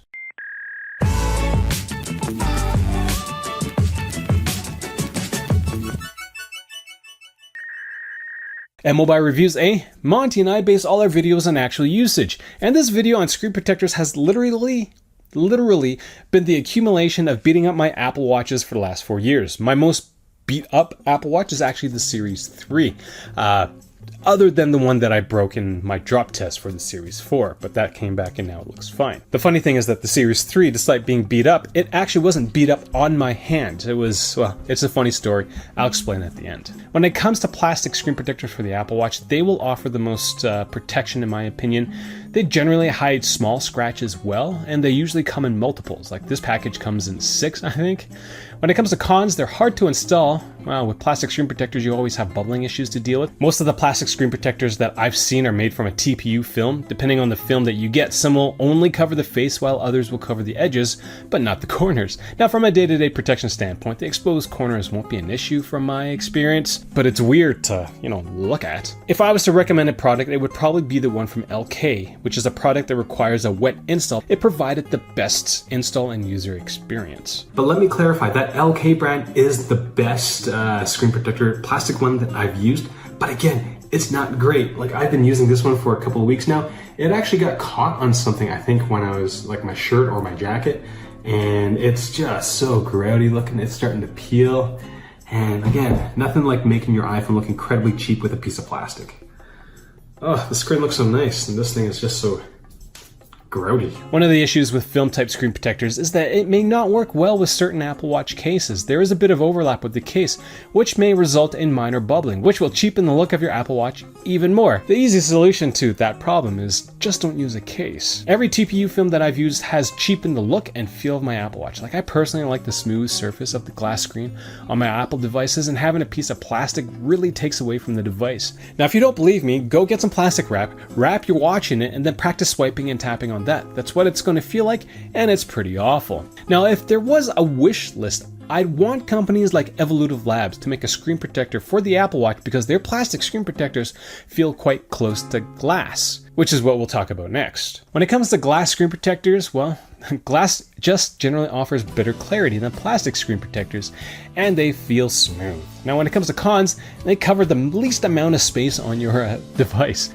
Certain screen protectors will leave a gap along the edge because, well, it's a badly made product. I was extremely underwhelmed by glass screen protectors, as the ones I got, none of them really fit the iPhone screen well. Most products were marketed for multi-devices, so the manufacturer, honestly, I don't think took the effort to check to see if the product actually worked. Like, for example, this CheckDeck screen protector, in the photo, it shows it being compatible with Fitbit devices, which, is awesome because Fitbit has completely flat screens on their devices, whereas in the Apple Watch, well, it has a curved screen. So JetTech's product actually doesn't have enough adhesive to fit on a curved screen of an Apple Watch. So yeah, don't waste your money on that. And if that doesn't convince you enough, you can easily take your finger and just chip the edges of the glass, which is great. Nice way to literally burn money. Now, certain companies will try to include a plastic rim around the glass, which helps with the look of the product, but the glass is still incredibly cheap, will chip easily, and has incredibly poor oleophobic coatings. And so once it cracks, well, like anything glass, it just looks awful. And speaking of awful, let's talk about cases for the Apple Watch. When it comes to cases, a pro would be, well, it changes the look of your watch. If you want to be a little different. It's the only product that will offer true edge protection. So if you're a chronic wall slammer with your Apple Watch, then maybe get a case. The cons is that some of them come with plastic screen protectors, and again, plastic screen protectors aren't great. Certain designs will come off easily off your Apple Watch. The moment you bump it, the thing will just come flying off. And in general, all the products that I've used are kind of ugly. Honestly, cases really take away from the design and look of the Apple Watch. Like, for me personally, I generally have no issue covering up my iPhones, but when it comes to my Apple Watch, I try to keep it naked. But cases are really the only way you're going to be able to protect the edges of your Apple Watch from being scuffed up. There's a caveat to that, because that only occurs if you can actually keep the case on your device. As I said earlier, they pop off quite easily.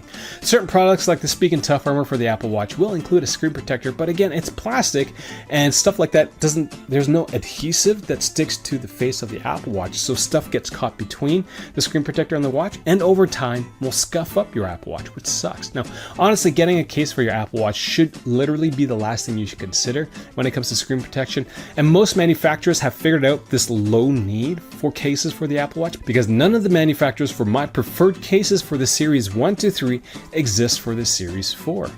So if you're finding this video useful, considering getting your Apple Watch screen protection through my Amazon links, or don't, because you should really just be letting your Apple Watch go naked. So in that instance, you should just get your anything from Amazon through my links, because that just helps me out as well.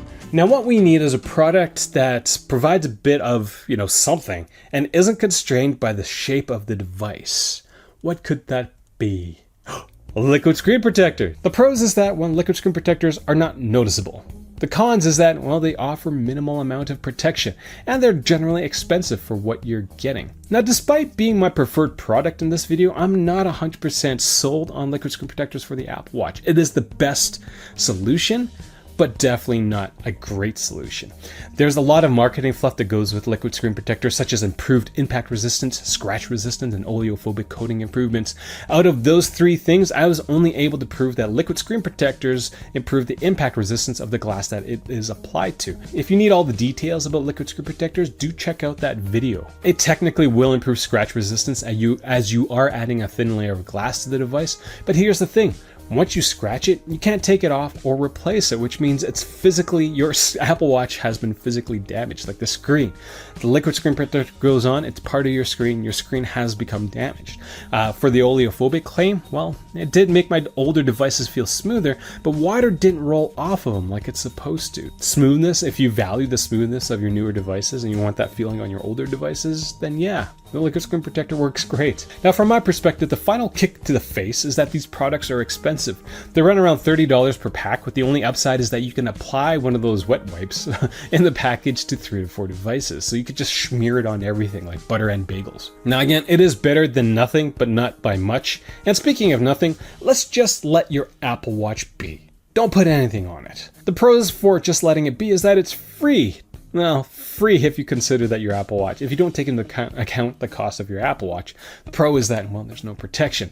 So when it comes to letting your, Apple Watch go au naturel, the first question I have for you, if you're thinking about getting a screen protector, is that, well, did you need a screen protector for your traditional watch? I honestly might be the first person in the world to ask that question online. I don't know, but that just seems, when I was writing the script, that just seemed like a really weird question to ask. Now, I know when it comes to our devices, it's almost like a natural urge to go and find something to protect our shiny new gadgets. But here's the thing, how beat up have your previous watches actually been? Think about it. Now, between the original Apple Watch Series 2 and 3, the most beat up device is actually the Series 3. There's a big scratch on the front that couldn't be filled in by a liquid screen protector, and one of the corners on the device is dented. Now, none of this damage actually occurred while the device was actually on my arm. It happened when I took it off, I went to bed, and the silent alarm that I set vibrated it off my bathroom counter and onto tile floor. And that made me so very sad.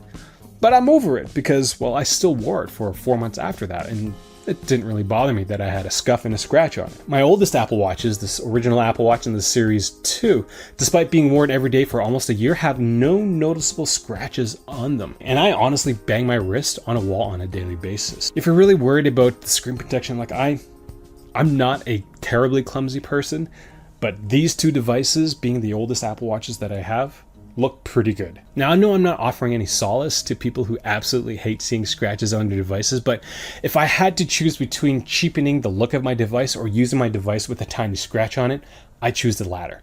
But really, that's just me. Oh, what a tough video. This was a terrible video to make because it was just... I can really honestly recommend none of these things. Like, it's so awful. Time for Ryan's Roses. Dear Ryan and Sissany, my husband took our son to a soccer tournament last weekend in Norco. Now, he had a game at 1 o'clock on Saturday in the morning, then 2 o'clock on Sunday. They stayed over in a hotel despite the fact that it's only an hour away. But I later found out that almost none of the team stayed. From what I can tell, it was just my husband and our son and another boy and his mom. You can do the math on that. This mom and my husband text because my husband handles soccer practice carpool and travel for tournaments like this.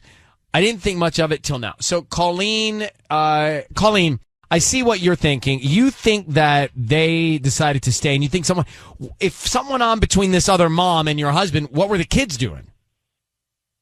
Well, I don't know. I mean, maybe they're asleep, or maybe they're drinking soda from the vending machine, or who knows what they're doing. It seems very high risk to have the boys around while this is going on. If there's any of this going on, it seems like a lot.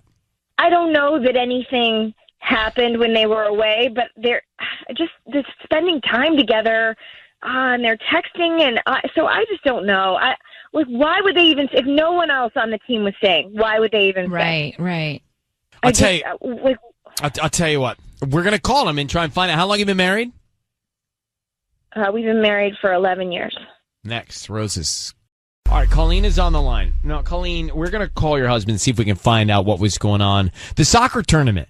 Apparently, he stayed with his son and another teammate, and that teammate's mom. Yeah. Overnight. And said that the tournament was going on until Sunday, but it wasn't. I don't like it. All the other parents left. I feel like it's very simple for that, or it's very easy for them to do something bad. So what we're saying is, what you think is your husband and your son and your son's teammate and that teammate's mom stayed overnight in a hotel, and you think that something went on between those two adults. I don't know why else they would stay overnight when no one else did. I don't, and she's very she's very attractive. So what's going, it's just. But how's I your don't know what else to relationship think. with your husband? How are you guys with each other? I guess it's fine. You know, I mean, Fine. we're kind of, Fine is what do you say when I put a poncho on? How do you look in a poncho? Fine. you know, we're busy. I guess this is kind of like what was happening when I wasn't paying attention. So would you say this for me, Ryan? You have my permission to call, and then your husband's name on Kiss FM.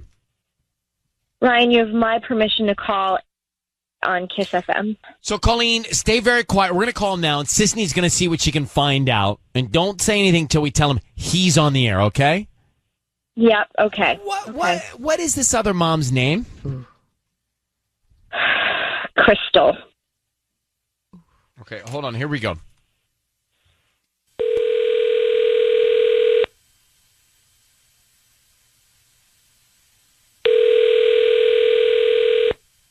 Hello? Hi, is this Andy? Yeah? Hi, Andy. My name is Valerie. I'm calling from Vava Bloom. We're actually a new flower shop on Rosecrans. Do you know where the Chuck E. Cheese's is and the Albertsons, that big shopping center? Yeah. So I do. We're brand new to the area, and the reason I'm calling is because we're trying to promote our delivery service, and so that means that you've been selected to send out a free dozen red roses to anybody that you'd like today. They're absolutely free. I don't need any credit card information, cash, anything like that. Just the name of the person you want to send the roses to, and then we can write a note on there, and they can receive them today or any other day that's more convenient for you. We can even do it on Valentine's Day. Mm-hmm. I'm sorry. I'm gonna have to say no, thank you. Oh, are you sure? They're free. I don't need any cash from you. We can just start with the name of the person you'd want to send them to. There's nobody in your life you'd want to send roses to? You know, it's not like a good idea right now. But thank you. I'm so sorry. Why is it not a good idea? Now's not the right time, but you know, I appreciate your interest, but no thanks. Andy, I need you to stay on the phone here. My name is Ryan. Your voice is being broadcast on the radio, and we are calling you with your wife, Colleen. And I think I think she would like to know what you're talking about here. What do you mean it's not a good time? You sound very serious. So what's up? I'm sorry, I'm on the radio. Mm-hmm. But what is going on? Why such a serious tone? Just flowers. You could send them to your wife, but you're not, and you're saying it's a bad time. No. So what's on your mind? Yeah. I'm sorry. I just I don't want to be. I feel like I'm being scammed. I understand. don't want to just. So does your wife. She feels the same because she thinks. I'm just going to tell you why we're calling Andy. Your wife, Colleen, thinks that you lied about the soccer tournament overnight and that you stayed with a woman named Crystal and her son, and that you're having an affair with Crystal. Is that what's on your mind? No, that's not happening at all. I don't know why she would tell you that. That's really not happening. I just don't want to. I got a random call about flowers, and I'm not going to just give all my information away. No, Okay. I'm sorry. But back to the issue here. Colleen, why don't you tell them what you found out about the stayover? Is she there? Well, yeah, I'm here. Yeah, no one else stayed. Why would you stay when no one else did? There's no reason. Why wouldn't you have just driven home? I don't Because get he wanted that. to stay. We thought that more people from the team would stay overnight and make it, like an event, but that didn't happen. And Crystal was the only one who stayed. And so that's That's you it. go to dinner and I don't know, like you were the only people there. Like the rest of the team didn't stay. I don't. But why would you even? Why, like, this I don't get. I don't get what, you know. Like, they're friends. What? Yeah, but it's only an hour to get home, and it wasn't. We thought it would be a team bonding thing. It obviously wasn't. And then you decide to stay overnight. I don't know what else to think. And now you get offered these flowers. Like you. Why wouldn't you have given them to me? Like what? I don't get this. I don't get this. But nothing happened. I don't know. Look, you didn't want to come, and you wanted some quiet time, and I was wanting to honor that. Honor word. Okay. I just wanted to watch stuff on the DVR. Like I just thought that would be, but I didn't have to do that. Like I didn't have to. I said, I'm looking forward to watching now TV. You're just like projecting all this guilt on me. But hold on, Andy, did you stay at this hotel with another woman, and just y'all, no one else? No, nothing. No, we didn't stay in the nothing same happened room and together. didn't Like, stay or different. No, nothing happened. So you lied that the tournament was. You said the tournament wasn't over, and it was. No, there was games the next morning. So you didn't have any alone time with this woman? No, none. You were always with the boys? Yes, we went to dinner, and that was it. You went to dinner with Crystal? There. Sorry? You went to dinner with Crystal? Yes, with the kids. The four of you? Yes. Okay, well, we have a problem. Andy, no, not good. You know, like, first of all, I don't, Colleen, there's not much more we can do. I'm going to let you guys go. But Andy, when we first got him on the phone and he got very intense and took on that tone, he says because he got scammed on something. I don't think so. I think he took on that tone because something's going on with this other woman. Yeah. And so, Colleen, you need to get to Crystal and find out from Crystal what she says.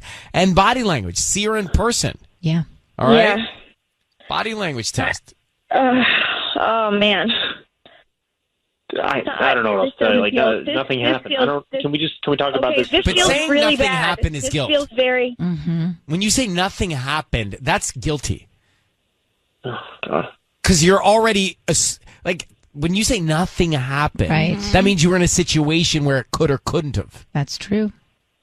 All right, Andy. And Colleen, good luck, okay? Good luck. Good luck, Colleen. Thank you. Right? You wouldn't, like, No, if it didn't happen, it didn't happen. Yeah. Nothing happened. That means there was a choice. Right. That means I was in a situation where it could have happened or it couldn't have happened. It was like in his brain. Exactly. And his defense was not about scamming. It was because he was guilty. I think so, too. Just going back to Ryan's Rose, very interesting, from what I've learned after hearing these calls, very interesting to hear people's, not words they say. It's not the words. It's how they say the words. Yeah. Because the words can be misleading. Their tone. It's the tone and what I would like to say, the body language that you can't see. Right. And he had bad body language. He had guilty body language. Yeah. And if you suspect your spouse of something and their response is nothing happened, that means they were at the intersection of something could have happened. You're right. I never even thought about it that way. You say nothing happened and I'm out. Like, this is his chance to profess his love for his wife. He could have been like... Instead, he's like, listen, we stayed overnight, we went to dinner, but nothing happened. Nothing happened. Instead, he could have been like, I love you so much. How could you ever think I would cheat on you? Like, you're my only one. Anything. He didn't say any of that. Not great. Nope. Tanya? Cheater. Okay, well, thanks. It's time for Ryan's Roses. Dear Ryan, I decided to go to my friend to visit in Arizona because she was just having a baby. So I logged on to Southwest to book the trip. I noticed my husband has a crazy amount of miles. We don't travel that much. So I did some digging into his flight history. He's been going to Vegas. Ooh, not good. All the time. Weekly. When he should be going to work, he's going to Vegas. And she discovered that. So we got problems. So what's he doing in Vegas? Does he have a gambling addiction? Or does he have a girl there? So that, I mean, it's that actually that simple. Let me get Serena on the line. Serena, good morning. Thanks for sending this. How long have you been married? 3 years, about 3 years in August. All right. So, does your husband have a gambling addiction? Not that I know of. He's been going to Vegas a lot, so maybe that's, right. I don't know. But what was the feeling you had when you found out that he was going every single week? Yeah. At first, it's like I looked at the account and I thought, like, it's got to be a mistake. Maybe like they accidentally put miles for, something or someone else's account or something.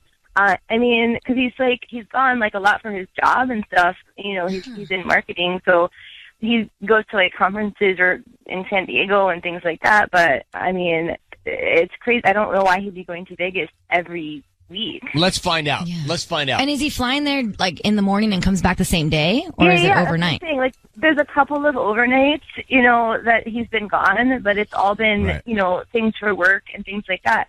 But it's just like, it's not like he's gone for like days at a time or anything. So he's been hiding this from you, which I don't like. Serena, just tell me that, just say, Ryan, you have my permission to call, and then whatever your husband's name is on Kiss FM. Go ahead. Ryan, you have my permission to call on Kiss FM. Sisney's going to do the call. We're going to offer your husband some flowers. Yeah. Okay. We want to find out who he sends them to and what he puts on the card, okay? Yeah. So be very quiet. Here we go.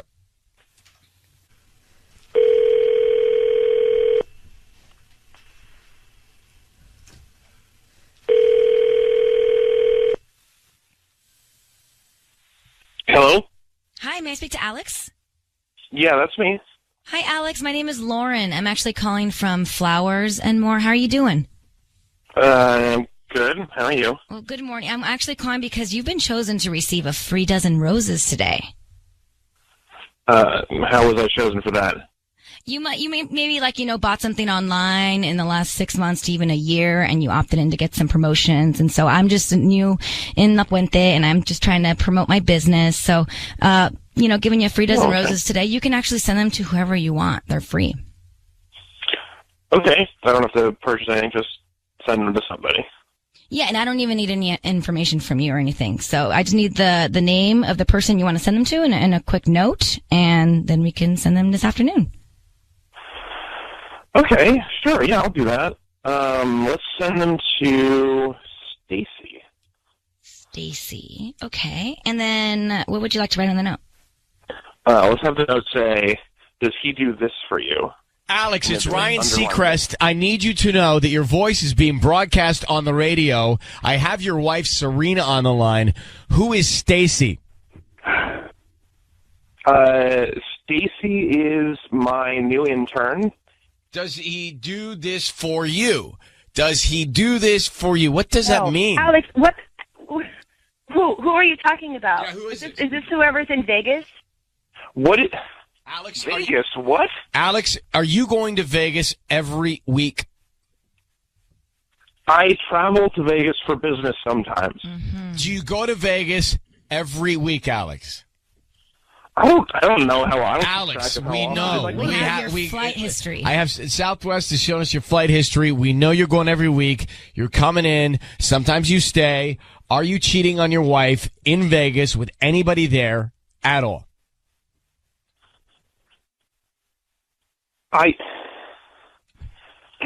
Look, I met somebody in Vegas. I don't know how I have. I didn't mean to do it.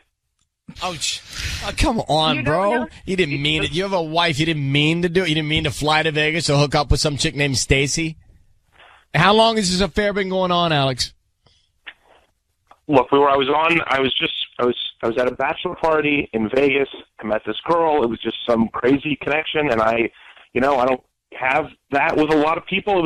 I don't know. I wasn't trying to meet somebody. Right.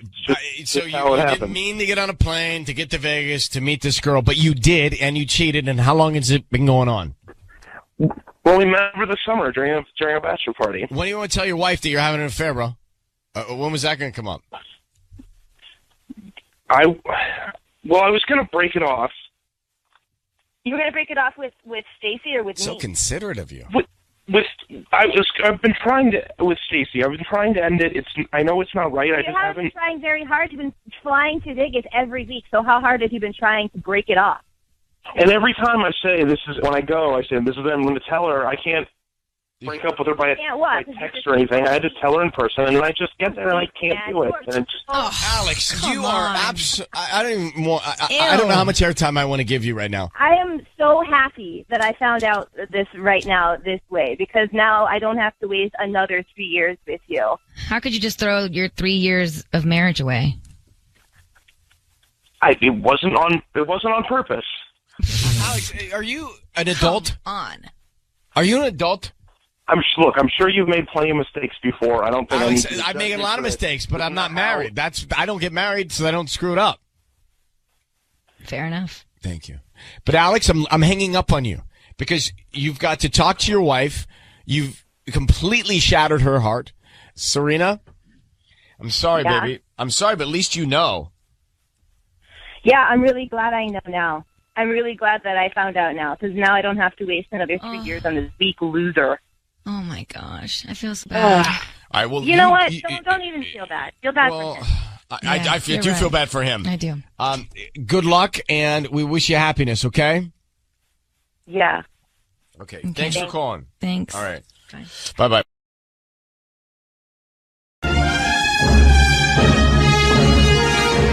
It's time for Ryan's Roses. Public service. If you think someone's cheating on you and you want to send us the story, we'll try and get into it and get to the bottom of it. He says, Ryan and Ellen, my husband rented a beach house in Oxnard for the week of July 4th without telling us. I figured he was trying to surprise us with the trip. However, he now says that he has to work the 4th of July and suggested I take the kids to go on a visit to see his parents in Arizona. We've heard this scenario, a similar scenario before.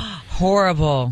This only means one thing. He's planning a getaway with someone else while he sends his family off to visit his parents. I want to know who he thinks he's going to be away with on this little trip. It's not going to happen. Of course not. All right, let's get Paola on the line. Paola. Hi, Ryan. How are you? I'm fine. You read the letter. Yeah. How can I ask you? What does he do that would cause him to have to go to work on the 4th?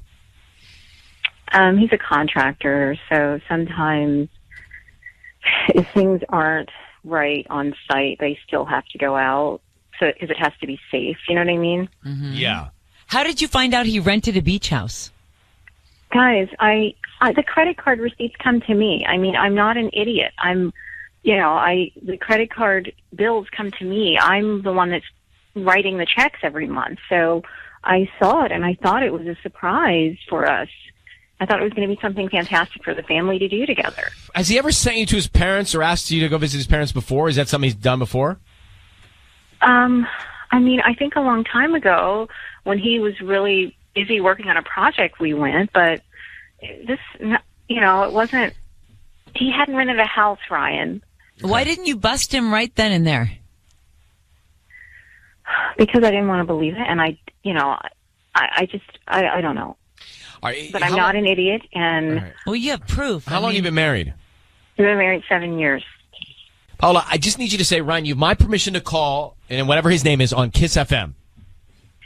You have my permission to call on Kiss FM. All right, we're going to call your husband and find out what's going on.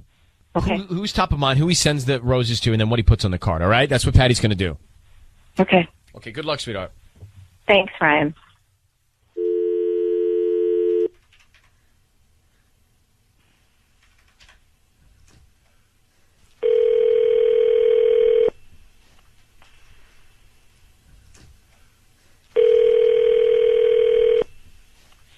Hello.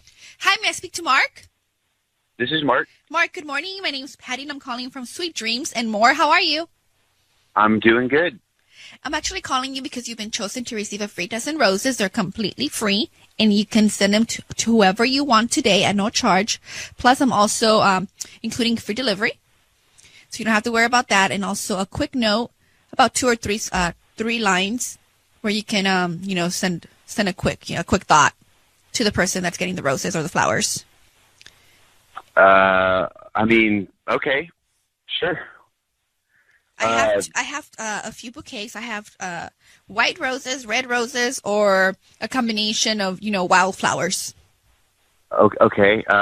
White roses. White? please. Okay. Yeah. Those are very popular right now. Yeah. Okay. This And is who do great. you want to send them to? Have the name be Rebecca. Okay. And what do you want to put on the note? Just put, this is cool. Mark, it's Ryan Seacrest and Ellen Kay. Your voice is being broadcast on the radio. We've got your wife Paola on the line. Rebecca, this is cool. What is that about? White roses to Rebecca. And what do white roses mean, everyone? What do white roses mean? White? Yeah. I know red is love. I don't know what white is. It's white anniversary. Anyway, Mark, why are you sending this other woman and saying this is cool? Roses. I mean, I don't need y'all to like frame this in a weird way or anything like that. It's Mark, not, I'm right here. Mark. I know that you rented the house in Oxnard. I'm not an idiot. Like, who is this? Who is Rebecca? Is she a coworker? You rented a house for the 4th of July, and then you tell me to take the kids to see your parents? Is this who you were? And now you, yeah, I call you on. I have to work on 4th of July now. What do you do? What are you doing on the 4th, Mark? I'm a contractor. Okay. And why did you rent a house in Oxnard? I mean, I did wanted to surprise the family and everything, but things just didn't work out in that direction. Okay, So, let's assume that is correct. Mm-hmm. You just sent flowers to a woman named Rebecca saying this is cool. What is cool? you know, it was just like, you know, I get presented with this like kind of a free gift, and I just wanted to kind of help out a friend. I mean, it's who is she? Do you want to help out a friend versus sending them to your wife? You don't want to help out Rebecca. I mean, Who's you Rebecca? don't really like flowers, though. You know, Well, who is like Rebecca? Who's Rebecca, Mark? She's just like a friend. She's not like a person. She's not like a. Where did you meet Rebecca? I know her from, like, she used to work where I work, and she's just a friend. She's not like something I'm trying to do that's scandalous or anything like that. And I thought it'd make her day, you know. All right, let me simplify this then for everybody here, because your wife has reached out to us. She's obviously concerned. She thinks something's going on behind her back. Mm-hmm. It doesn't really add up to me. Are you cheating on your wife, or are you planning to cheat on your wife July 4th weekend? No, that is not what's going on. You understand how it looks like that? Yes. As soon as I found out about the house in Oxnard, Mark, you said go to your parents. Like, it doesn't seem like you rented that house for me and the kids. Yeah, you're shipping off your wife. Right. I mean, I'm not even planning on using the house, though. It was supposed to be. Well, you know what? You just sent roses to Rebecca. Rebecca. Yeah, I did. I could see how this looks. You know, I don't know any married men who have friends that their wife doesn't know about. And they would send roses to them. Right. Unless can I sign the card, Mark, to Rebecca? I think that would be great if you just want to help a friend out. From Mark and Paola, his wife. I mean, I don't mind. That's a good idea. Let me sign the card then. How are you going to sign it? Like love, Mark? I mean, are y'all even really sending the roses? Mark, it doesn't matter, okay? You rented this house. Why don't you do this? Not send your wife and your family to your mom's. Why don't you spend the week with them at the house that you rented? And even if you've got to work, at least they're there. How does that sound? Because I think your wife needs some peace of mind. I mean, would that help you just kind of come to peace with the idea that I do love you and I'm not trying to cheat on you if I just went out with the family? I think it would be a start, but I have an idea. Beach house canceled. Rebecca in the living room, so we find out who she is. Mark explains everything. Cancel the flowers. I'm just being hit with a lot right now. This looks bad. I'm not trying to have it be like that. Yeah, we can cancel the flowers. I'm sorry. You're being hit with being responsible for the fact that you have a wife and kids and you're sending flowers to another woman and you rented a house and didn't tell me about it and then you want to ship me to your parents. You're being hit with being responsible. All right. I'm going to put you guys on hold for 1 second. And Paula, I think I don't love it. I don't love it, to be honest with you, but I think that if you've got to, not go to his folks' house to be with him to see if there's anything going on, you should do it.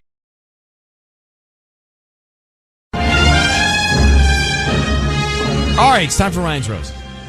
Dear Ryan and Sissany, a woman approached me in the parking lot at Ralph's recently. She walked up to me and said, "Your husband is cheating on you. I just figured you should know." At first, I was, that's random. I was confused. I told her she was confusing me with somebody else. Then she said my name, my husband's name, and even said our child's name. Then she walked away. I haven't told my husband. I'm still not convinced that he would ever do it. I found it almost impossible to believe. Who's this person? Wow. Let me get Brooke on the line in Downey. Brooke, good morning. Hi. Hi. So, thanks for coming on. We just read your email, but who is this random person that's beelining you at Ralph's? Do you have any idea who they are? I have no idea. She just came up to me and she knew my name. That's I told her, I was like, you have to have me confused with someone else because my husband would never cheat on me. But she said my name, my husband's name. She mentioned our daughter. And then so she knew your daughter's name. Yeah. Wow. She knew my daughter's name. And did you address it with, you did not. Okay. So this is so weird. How's your marriage? She's obviously good. Great. I have no reason to doubt him, but you hear something like that and it's just haunting me. Wow. It's either really generous or really destroying. How's it generous? Because she's trying to help her out. Oh. Or she's being generous by giving us information. Okay. Yeah, but she thinks the woman thinks she's being generous, or it's just detrimental. Brooke, how long have you been married? About 8 years now. Okay. Hold on one second. We're going to call your husband next and see if we can find out, all right? So we have Brooke on the line. Now, listen to this. She's leaving Rouse, fresh food, low prices, and a woman walks up to her and says, hey, your husband is cheating on you. I just think you should know. And she doesn't recognize the woman, but the woman knows her name and her kid's name. So the woman knows who she is. Right. So why is she... I can't imagine somebody would just do that and make it up. Did you try to get more information from her? I froze. I did just freeze. I wanted to ask so much more, and she just left, and there was nothing I could do. All right, well, here's the deal. We're going to offer him some roses. We're going to find out who he sends them to and what he puts on the card. Be very quiet until we tell him he's on the air, okay? Okay. So, Brooke, I need you to say, Ryan, you have my permission to call, and then his name on Kiss FM. Ryan, you have my permission to call on Kiss FM. All right, here we go. Good luck. Thank you.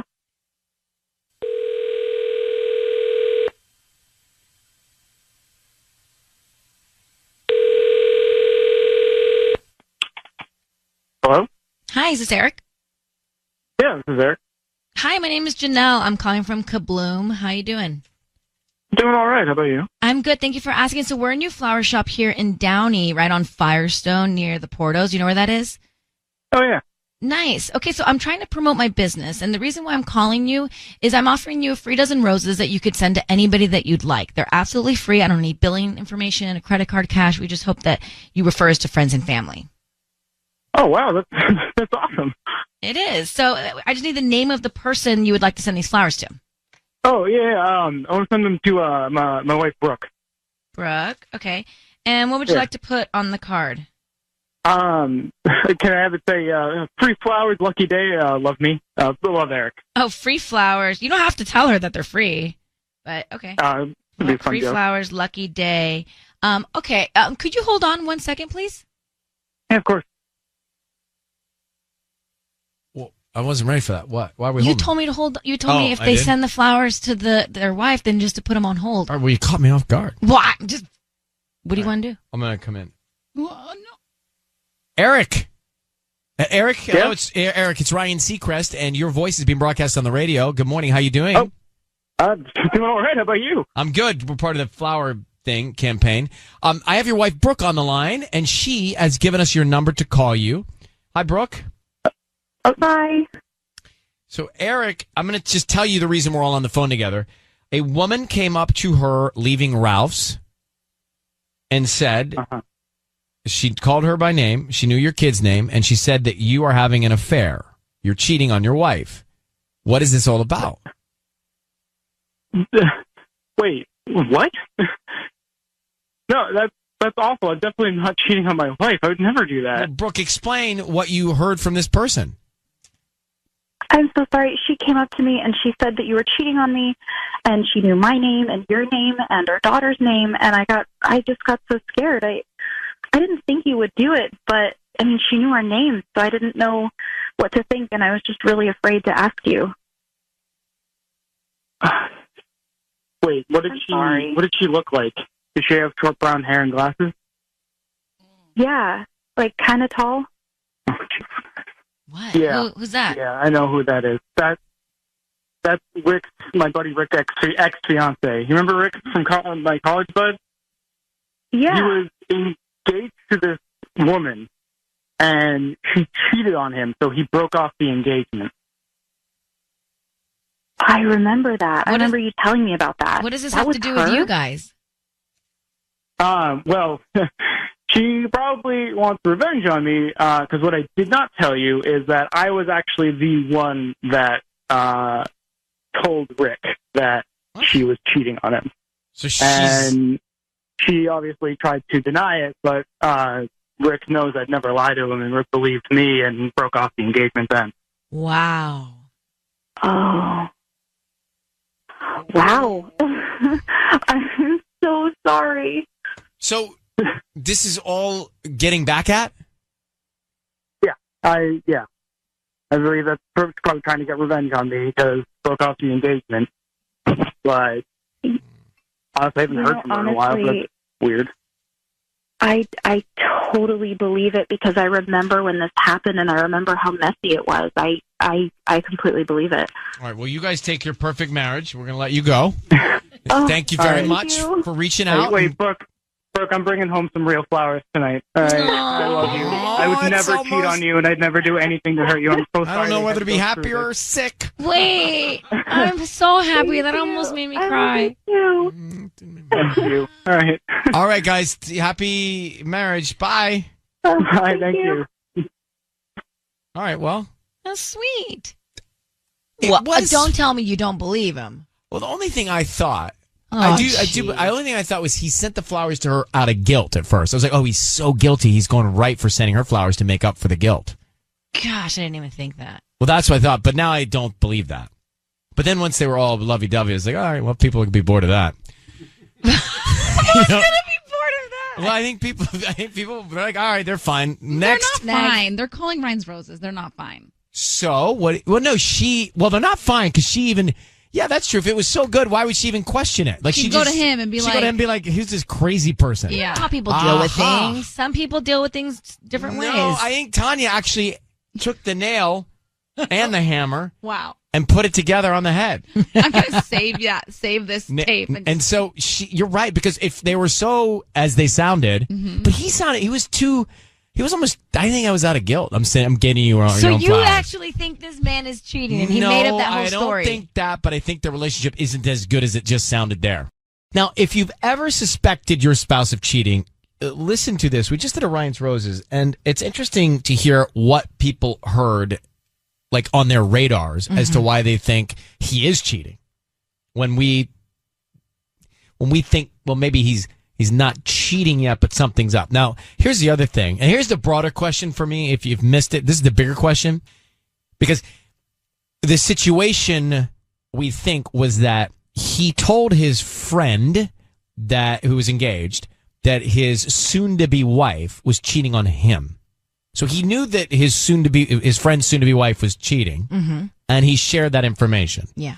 And as a revenge plot, she found out that he was the room monitor, and she went to his wife and said, hey, he's cheating.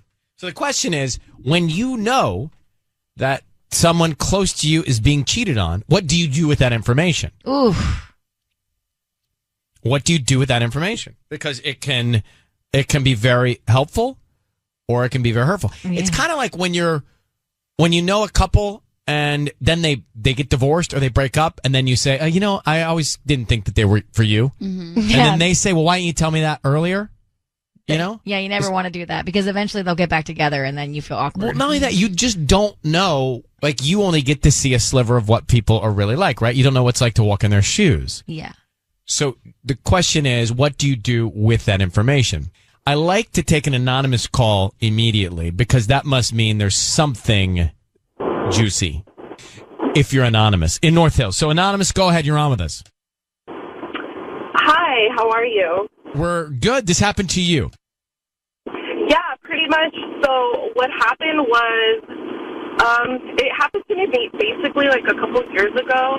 I was actually about 4 months pregnant, and I received a random phone call. I just literally left my doctor's appointment, and I got a random phone call from this girl. She told me, your fiancé, he cheated on you, and basically described everything about his room.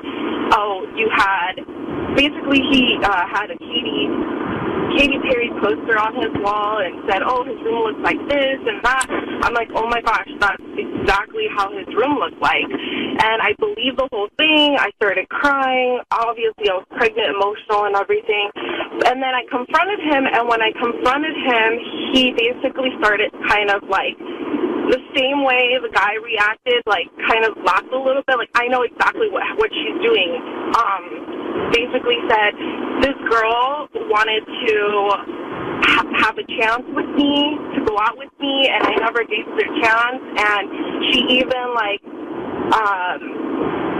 I don't know, made up a story saying that I'm gonna get back at you for this, and she was just like, you're crazy, I'm never gonna give you a chance. So in revenge, she basically did that to me, just because my fiance never gave her the chance. And I believe him because when I went on her Facebook, she seemed a little bit weird, and her pictures and everything, I don't know, it seems a little bit sketchy. So I can only imagine your heart dropping when she's laying out the floor plan of his bedroom, though. Yeah, that must be awful. That would freak me out. Thank you for calling. It's hard to tell. Let's grab Charnay in Inglewood. Charnay, good morning. Good morning. We need to put on our Sherlock Holmes investigative hat here. Okay. There are a couple of context clues that everyone is missing. How did this girl know to find the wife at Ralph? There's a problem with that. I mean, yeah, I shop at Trader Joe's, but you can catch me at, the one in downtown, the one in Westchester. You know what I'm saying? It's like, how did she know that this woman was going to be at Ralph? Like, we remember because the wife was confronted by the other woman saying your husband's cheating in the parking lot of Ralph's. So you're saying she was following her, or she knows her routine? Something is up there. Now, I believe that the reason he was able to identify her and, say, oh, I think she's the one he's cheating with, which is why he's so certain that his friend's marriage should have broken up or engagement, because he's the one she's cheating with. And now it's to the point where this blonde with the glasses is like, look, your man is cheating, and it's with me, basically. That's all I think was left out of that conversation. So, Sherlock, just so I'm clear here, we think that the woman who approached the wife in the Ralph's parking lot was the woman that the husband was cheating on with? Bingo. So he was sleeping with both women in the parking lot? Technically, is that an easier way to say it? Not at that moment, but yes. Yes. Yes, I think that, yes. You do make a good point. How was she just at? Was she following her at the grocery store? I was just there at the grocery store parking lot at the right time. Exactly. And then all of a sudden, and if this incident with the breakup of the engagement was so long ago, why now? Why? Because the wife is, oh, yeah, I remember that. No, this is something current. Oh, it's not. That's the big kicker right there. Yeah. Okay. So, I mean, you guys are spot on a lot of times. It's a little iffy at other times, but equally not as much with sometimes. This Roses, I said, listen, I have to call in because Ryan felt some skepticism, but he didn't get there. So, well, I did feel something's wrong. I did not think he was cheating, but I hear what you're saying. What do you do? I'm just curious. What is your occupation? I'm a clothing designer. That's what I thought. All right. Well done. Thanks for calling. Thanks. Bye. Bye. Bye. I mean, she's really giving context clues. Oh, yeah. We are just talking about what you do. This kind of came from the Ryan's Roses, but the broad stroke is what do you do when you know that someone close to you, a sibling or a good friend, is being cheated on? What do you do with that information when you know that by sharing it could really turn things upside down? Right. Danielle in Inglewood, so your best friend's boyfriend cheated. right? Yes. Hi, Ryan. Hi, good morning. Good Hi, morning. Daddy. Hi. Good morning. Hi, yes. I'm sorry. Yes, he Okay. did. So what? Tell me. So your best friend. I gotta follow. This is like, I gotta follow this with a pen. So your best friend's boyfriend, okay, cheated and got another girl pregnant. Oh. Yeah. And you found out. You knew that she was being cheated on. Yes, I knew it, and I felt so bad when I found out. I felt horrible. I didn't know what to do. I even asked my parents, what do I do? They told me to stay out of it. It's the easy way out and to cause no trouble. But you didn't listen to your parents, did you? No, I didn't. So And what'd you do? What she told him, and what happened when you shared the news? When I shared the news, she did not believe me. She got her boyfriend on the phone. He was denying everything. And I felt so bad, but I was like, I felt like I did the best thing that I should do because it was my friend. I just followed my heart. And we weren't friends for a while. But eventually we started talking again, and it all came out that it really was true and that he did get the girl pregnant. Oof, wow. So she found out the truth. Listen, and they ended up breaking up. You are a good, proactive friend. Yeah. There are other Thank you. friends that are just like not my problem kind of friends, and they just stay out of it. Well, how could you go day after day after day knowing this information, though, and then hanging out with your friend? Yeah. I feel like no matter what, you'd have to say something. Exactly. The only other thing I could think, as an adult now, because I was really young when this happened, was maybe, I don't know, you give an anonymous note. Yeah. Yeah. But then, listen, I think in your case you did the right thing. And Danielle, I'm so glad you called with enthusiasm this morning. Thank you for listening to us. Thank you. Thank you, guys. Love you There guys. she is. Bye. Now, quickly, Daniela is on the line in L.A., and she's a psychotherapist and dating expert. And you say, Daniela, that cheating is not necessarily a deal breaker, right? Hi, Ryan. Yes, I'm so glad to be on here. I really appreciated what Danielle said. It sounds like her best friend, this is before they even got married, before they have kids. But once you're married and you have kids, cheating is not necessarily, it's the symptom of a greater problem. And both individuals have a chance to make their relationship even deeper if they can rise above their egos. It does not have to be all or nothing. It's a very logical statement that you make, because I do think you can be right if the individuals can handle themselves and their emotions. And I think that is where I would have a very profound struggle. Many people do. Many people do, and it's not like it's going to happen overnight, that all of a sudden you're going to say, I forgive you, and let's go back at it. But it does, it opens up bigger wounds. But you say it's a symptom of loneliness, or a symptom of not connecting, or what other things are happening? When someone cheats on someone else, they're not thinking about the other person. They're not thinking like, oh, I'm going to cheat and hurt them.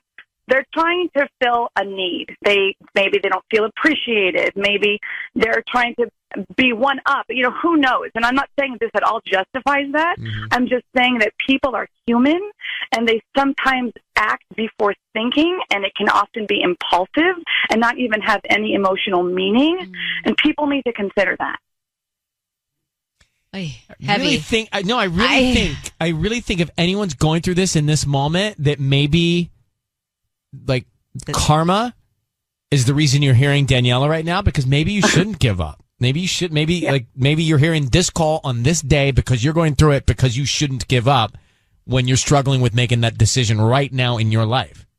Like if there's one person right now in Southern California going through this, and you hear this call, maybe it sinks in. Maybe you can work it out. All right. Well, this is expert advice, by the way. Danielle is a pro. Okay. Yeah. Well, I wanted to add to that. I was given the honor as Ellie's premier divorcee success coach. So I actually work a lot with couples who've ended it because of cheating, and they are regretting it, because divorce, every 9 seconds, there's someone divorcing, and sometimes marriages can be saved if you're willing to listen to each other. What is the divorce rate 50% or higher? Well, they're saying it's higher. Millennials are not getting married anymore. They don't really have some great examples around them. Told you guys I was a millennial over here. Told you guys I was a millennial. Cusp. Cusp millennial. Yeah, marriage is not what it used to be. We need to redefine marriage as long-term partnership and what that entails, because marriage, as we've known it, is not really working out for a lot of people today. And if we can talk about what makes a long-term relationship and focus on that, not necessarily the marriage, then I think we will have better success. Interesting. I agree. Great. I like that. Great conversation. Daniela, thanks for calling.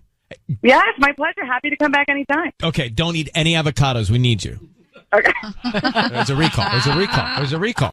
We were talking to Daniela a few minutes ago, psychotherapist, dating expert, who says that we should not give up when we're cheated on because it's a symptom of a deeper issue that could be resolved. And that when someone cheats, they're not trying to hurt somebody. They're just missing something. There's a void. And I said, well, maybe in this moment, Daniela, with you calling with that kind of guidance and advice, maybe in this moment, there's somebody listening right now going through this, and serendipitously or through karma, they're hearing you say that today, which means they shouldn't give up when they thought maybe they were about to give up. And then D called in Los Angeles, and you're currently trying to decide if you want to forgive your husband for cheating, right? Yes. Wow. Like, it happened a while ago in October. We had just took the kids to the pumpkin patch, and I, posted a picture. So, long story short, over a year ago, after we had our second kid, he asked me for a divorce.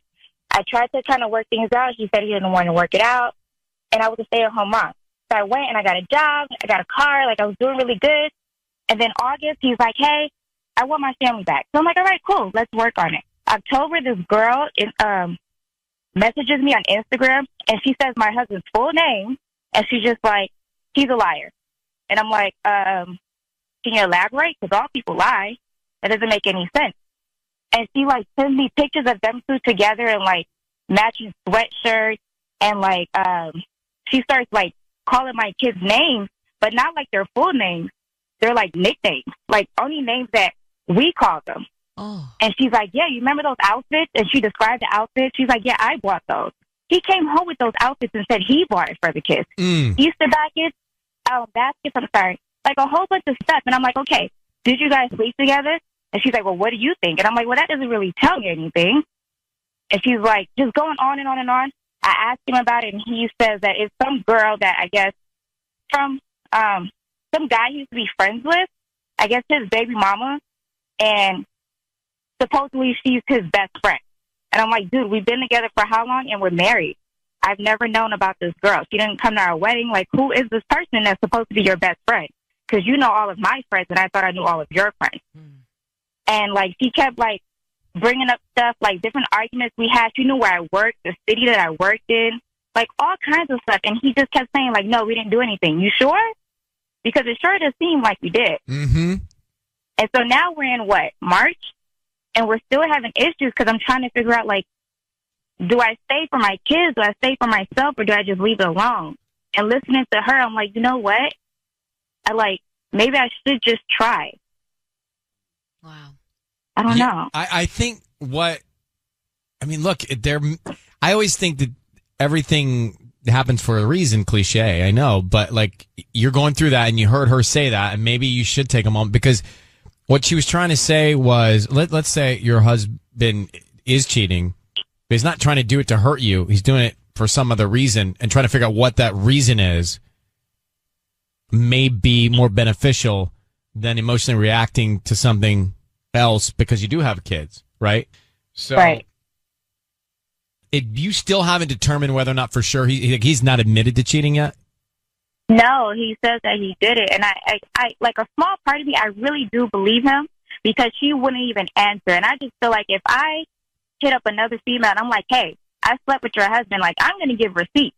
I will let you know everything. She wouldn't even allow me to even call her on the phone while he was there. He wouldn't even call her. So I'm not exactly sure.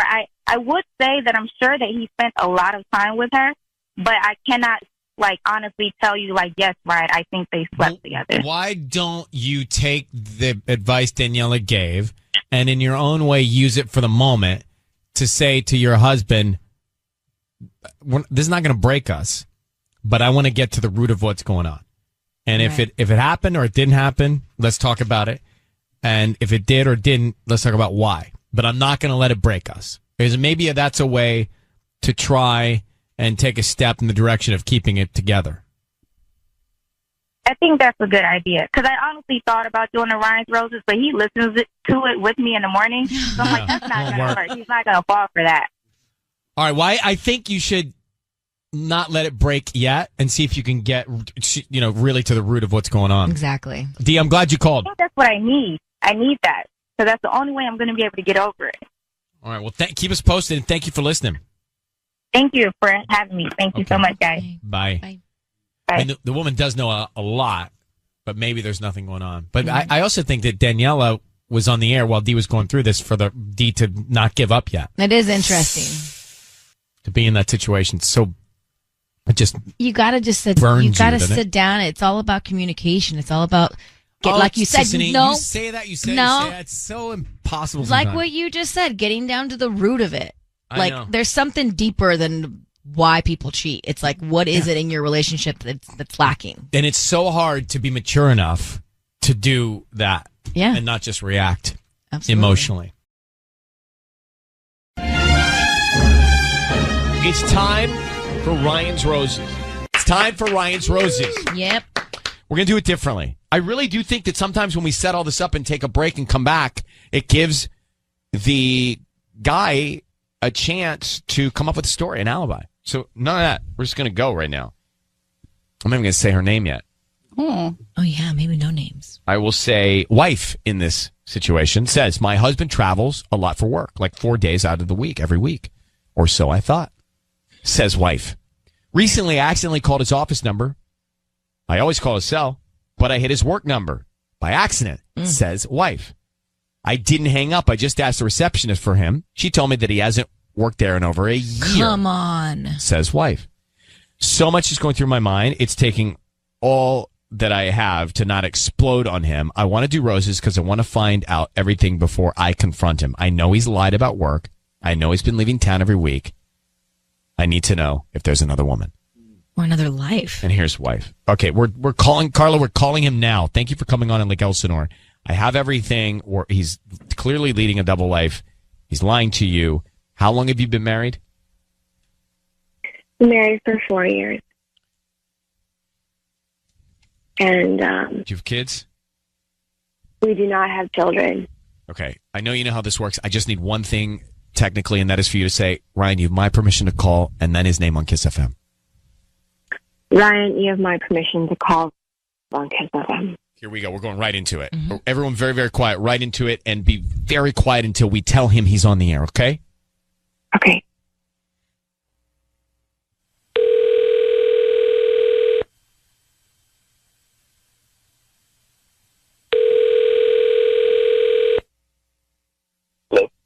Hi, can I speak to Rob? Yeah, this is me. Hi, Rob. My name is Holly. I'm calling from the Roughly Rose here in Lake Elsinore. We're a new flower shop right on the corner of Main and Graham. Okay. I'm calling because we're doing a promotion and we're giving away a dozen red roses that you can send to anybody today. They're absolutely free. I don't need billing info, credit card info, any cash, nothing like that. We just hope you refer us to friends and family. Okay. All right. Is that something you'd be interested in? Yeah. I mean, save me a few bucks, I guess. Yeah, they're free, and you can put a smile on someone's face today. I just need the name of the person you'd like to send these roses to. I'll send to Carla. Carla. Okay. And what would you like to put on the card? Happy Valentine's Day. I love you. Pretty simple. Cute. I love you. Yeah. And then signing your name, Rob? Yeah, Rob. Yeah, love Rob. Love Rob. Rob, it's Ryan Seacrest and Sissany. Your voice is being broadcast on the radio. I need you to know that. I have your wife, Carla, on the phone. How are you, Rob? Doing well. Hello. Good. So, Rob, where do you work? Like, what physical location I work Or what do you do for work? Do sales. How long have you been doing that? Few years. Got it. Wow. So, Carla is on the phone. Carla, you can say hello. Hi, Rob. Rob, she told us that she called your work, and the receptionist told your wife that you haven't worked there in over a year. Is that true? I haven't worked at that particular location. Where did you like the location? Yeah, no, I haven't. I called the receptionist, okay, and I talked to her, and she said that you haven't worked there in over a year, and I just want you to be honest with me and tell me why you haven't told me this. None of your business. Oh. Rob, your voice is broadcast on the radio. He's gone. Rob, are you there? He hung up. Rob. Oh Hello? my God.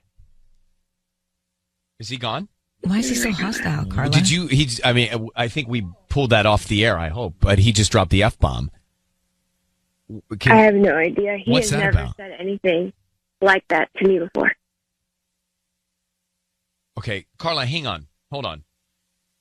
What do we do? We're going to call him back. Let me hit the break. We'll come right back and we'll call him. Carla's on the phone. We just called her husband, who has been lying to her. He's not at his job for over a year. Never told his wife.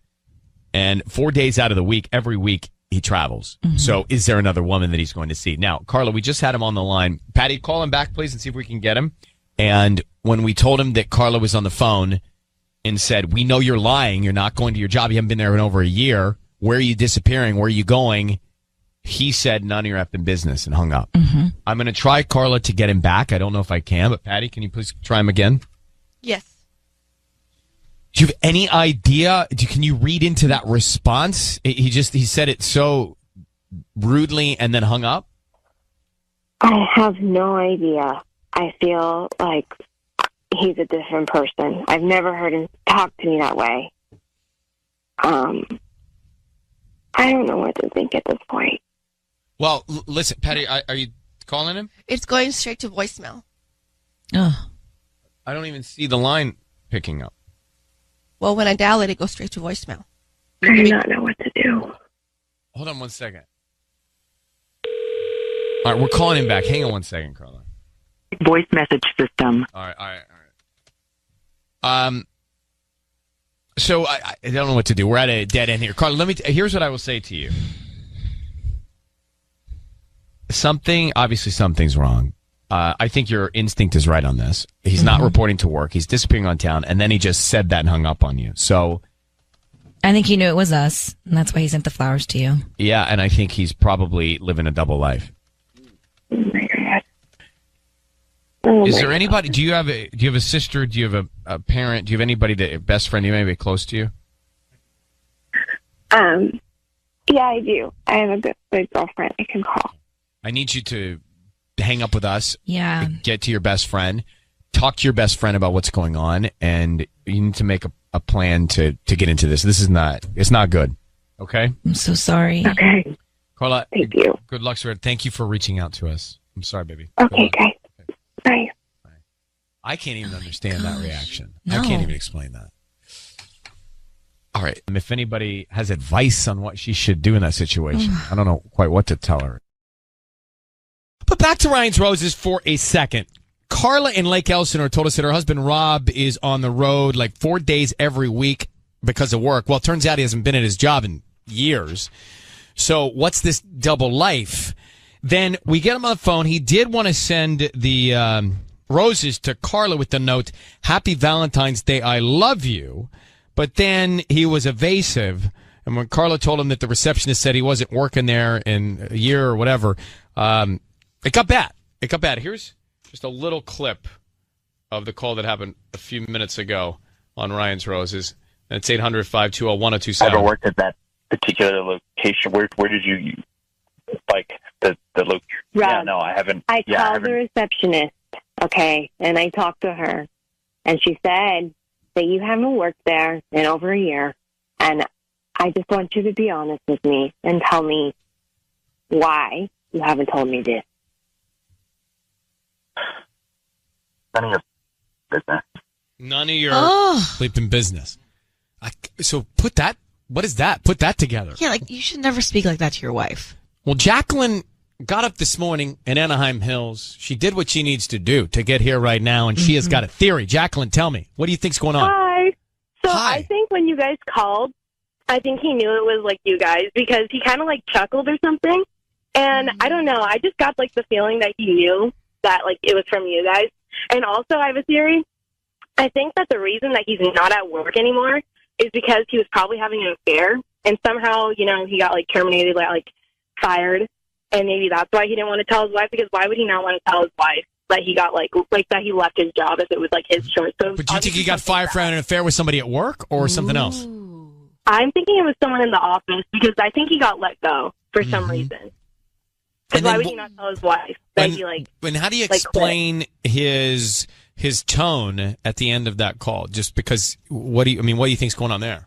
Well, I think he knew he was caught. So I think like he knew he was either going to have to fess up, and I don't think that he liked that he was on the radio because like everything is just like, you know what I mean? Like I think he knew one, and then when you guys just like confronted him, he was just like in a panic, and that was like all he knew he could say. Yeah, he ran away from the situation. All right. Well, that may be likely. Thanks for calling. Have a great day. It does. We've had these calls before where you're just blown away by how a human being can live such detailed double lives. Yeah. Keeping up with two lives at the same time. So Brianna's in Riverside. What do you think's going on here? Hi, Ryan. Hi, Good morning. everyone. Hi. Good morning. How is everyone? Well, it's Monday, so we're half as good as we could be. Oh, I love you guys. I love Ryan's Roses. You guys make my morning every morning driving to work. Thank you for listening. Thank you. I think he is living a double life. He has not been working at that job for over a year, so where the heck has he been going? He has to have another life. He's seeing someone, and if he's traveling, where could he be going? Exactly. And how's he paying the bills? If you're not working and you're running a double life, that's an expense times two.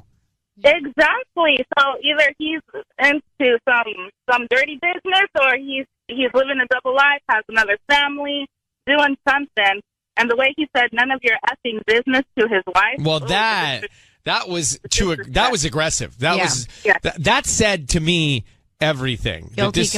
Well, and this guy's he's just not in the right headspace. All right, thank you for calling. We appreciate you listening to us, Brenna. Have a great Monday. You too. Love you guys. Okay, love you. Man, just the tone in that guy's voice at the moment he hangs up says everything about why she shouldn't be with him. We know he's covering something up. He's lying. He just doesn't sound like a good guy.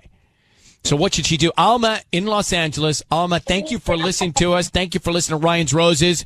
What should she do? Hey, Ryan. Good morning. How are you? Good morning. Good. Listen, I just want to say, like, she should just leave him.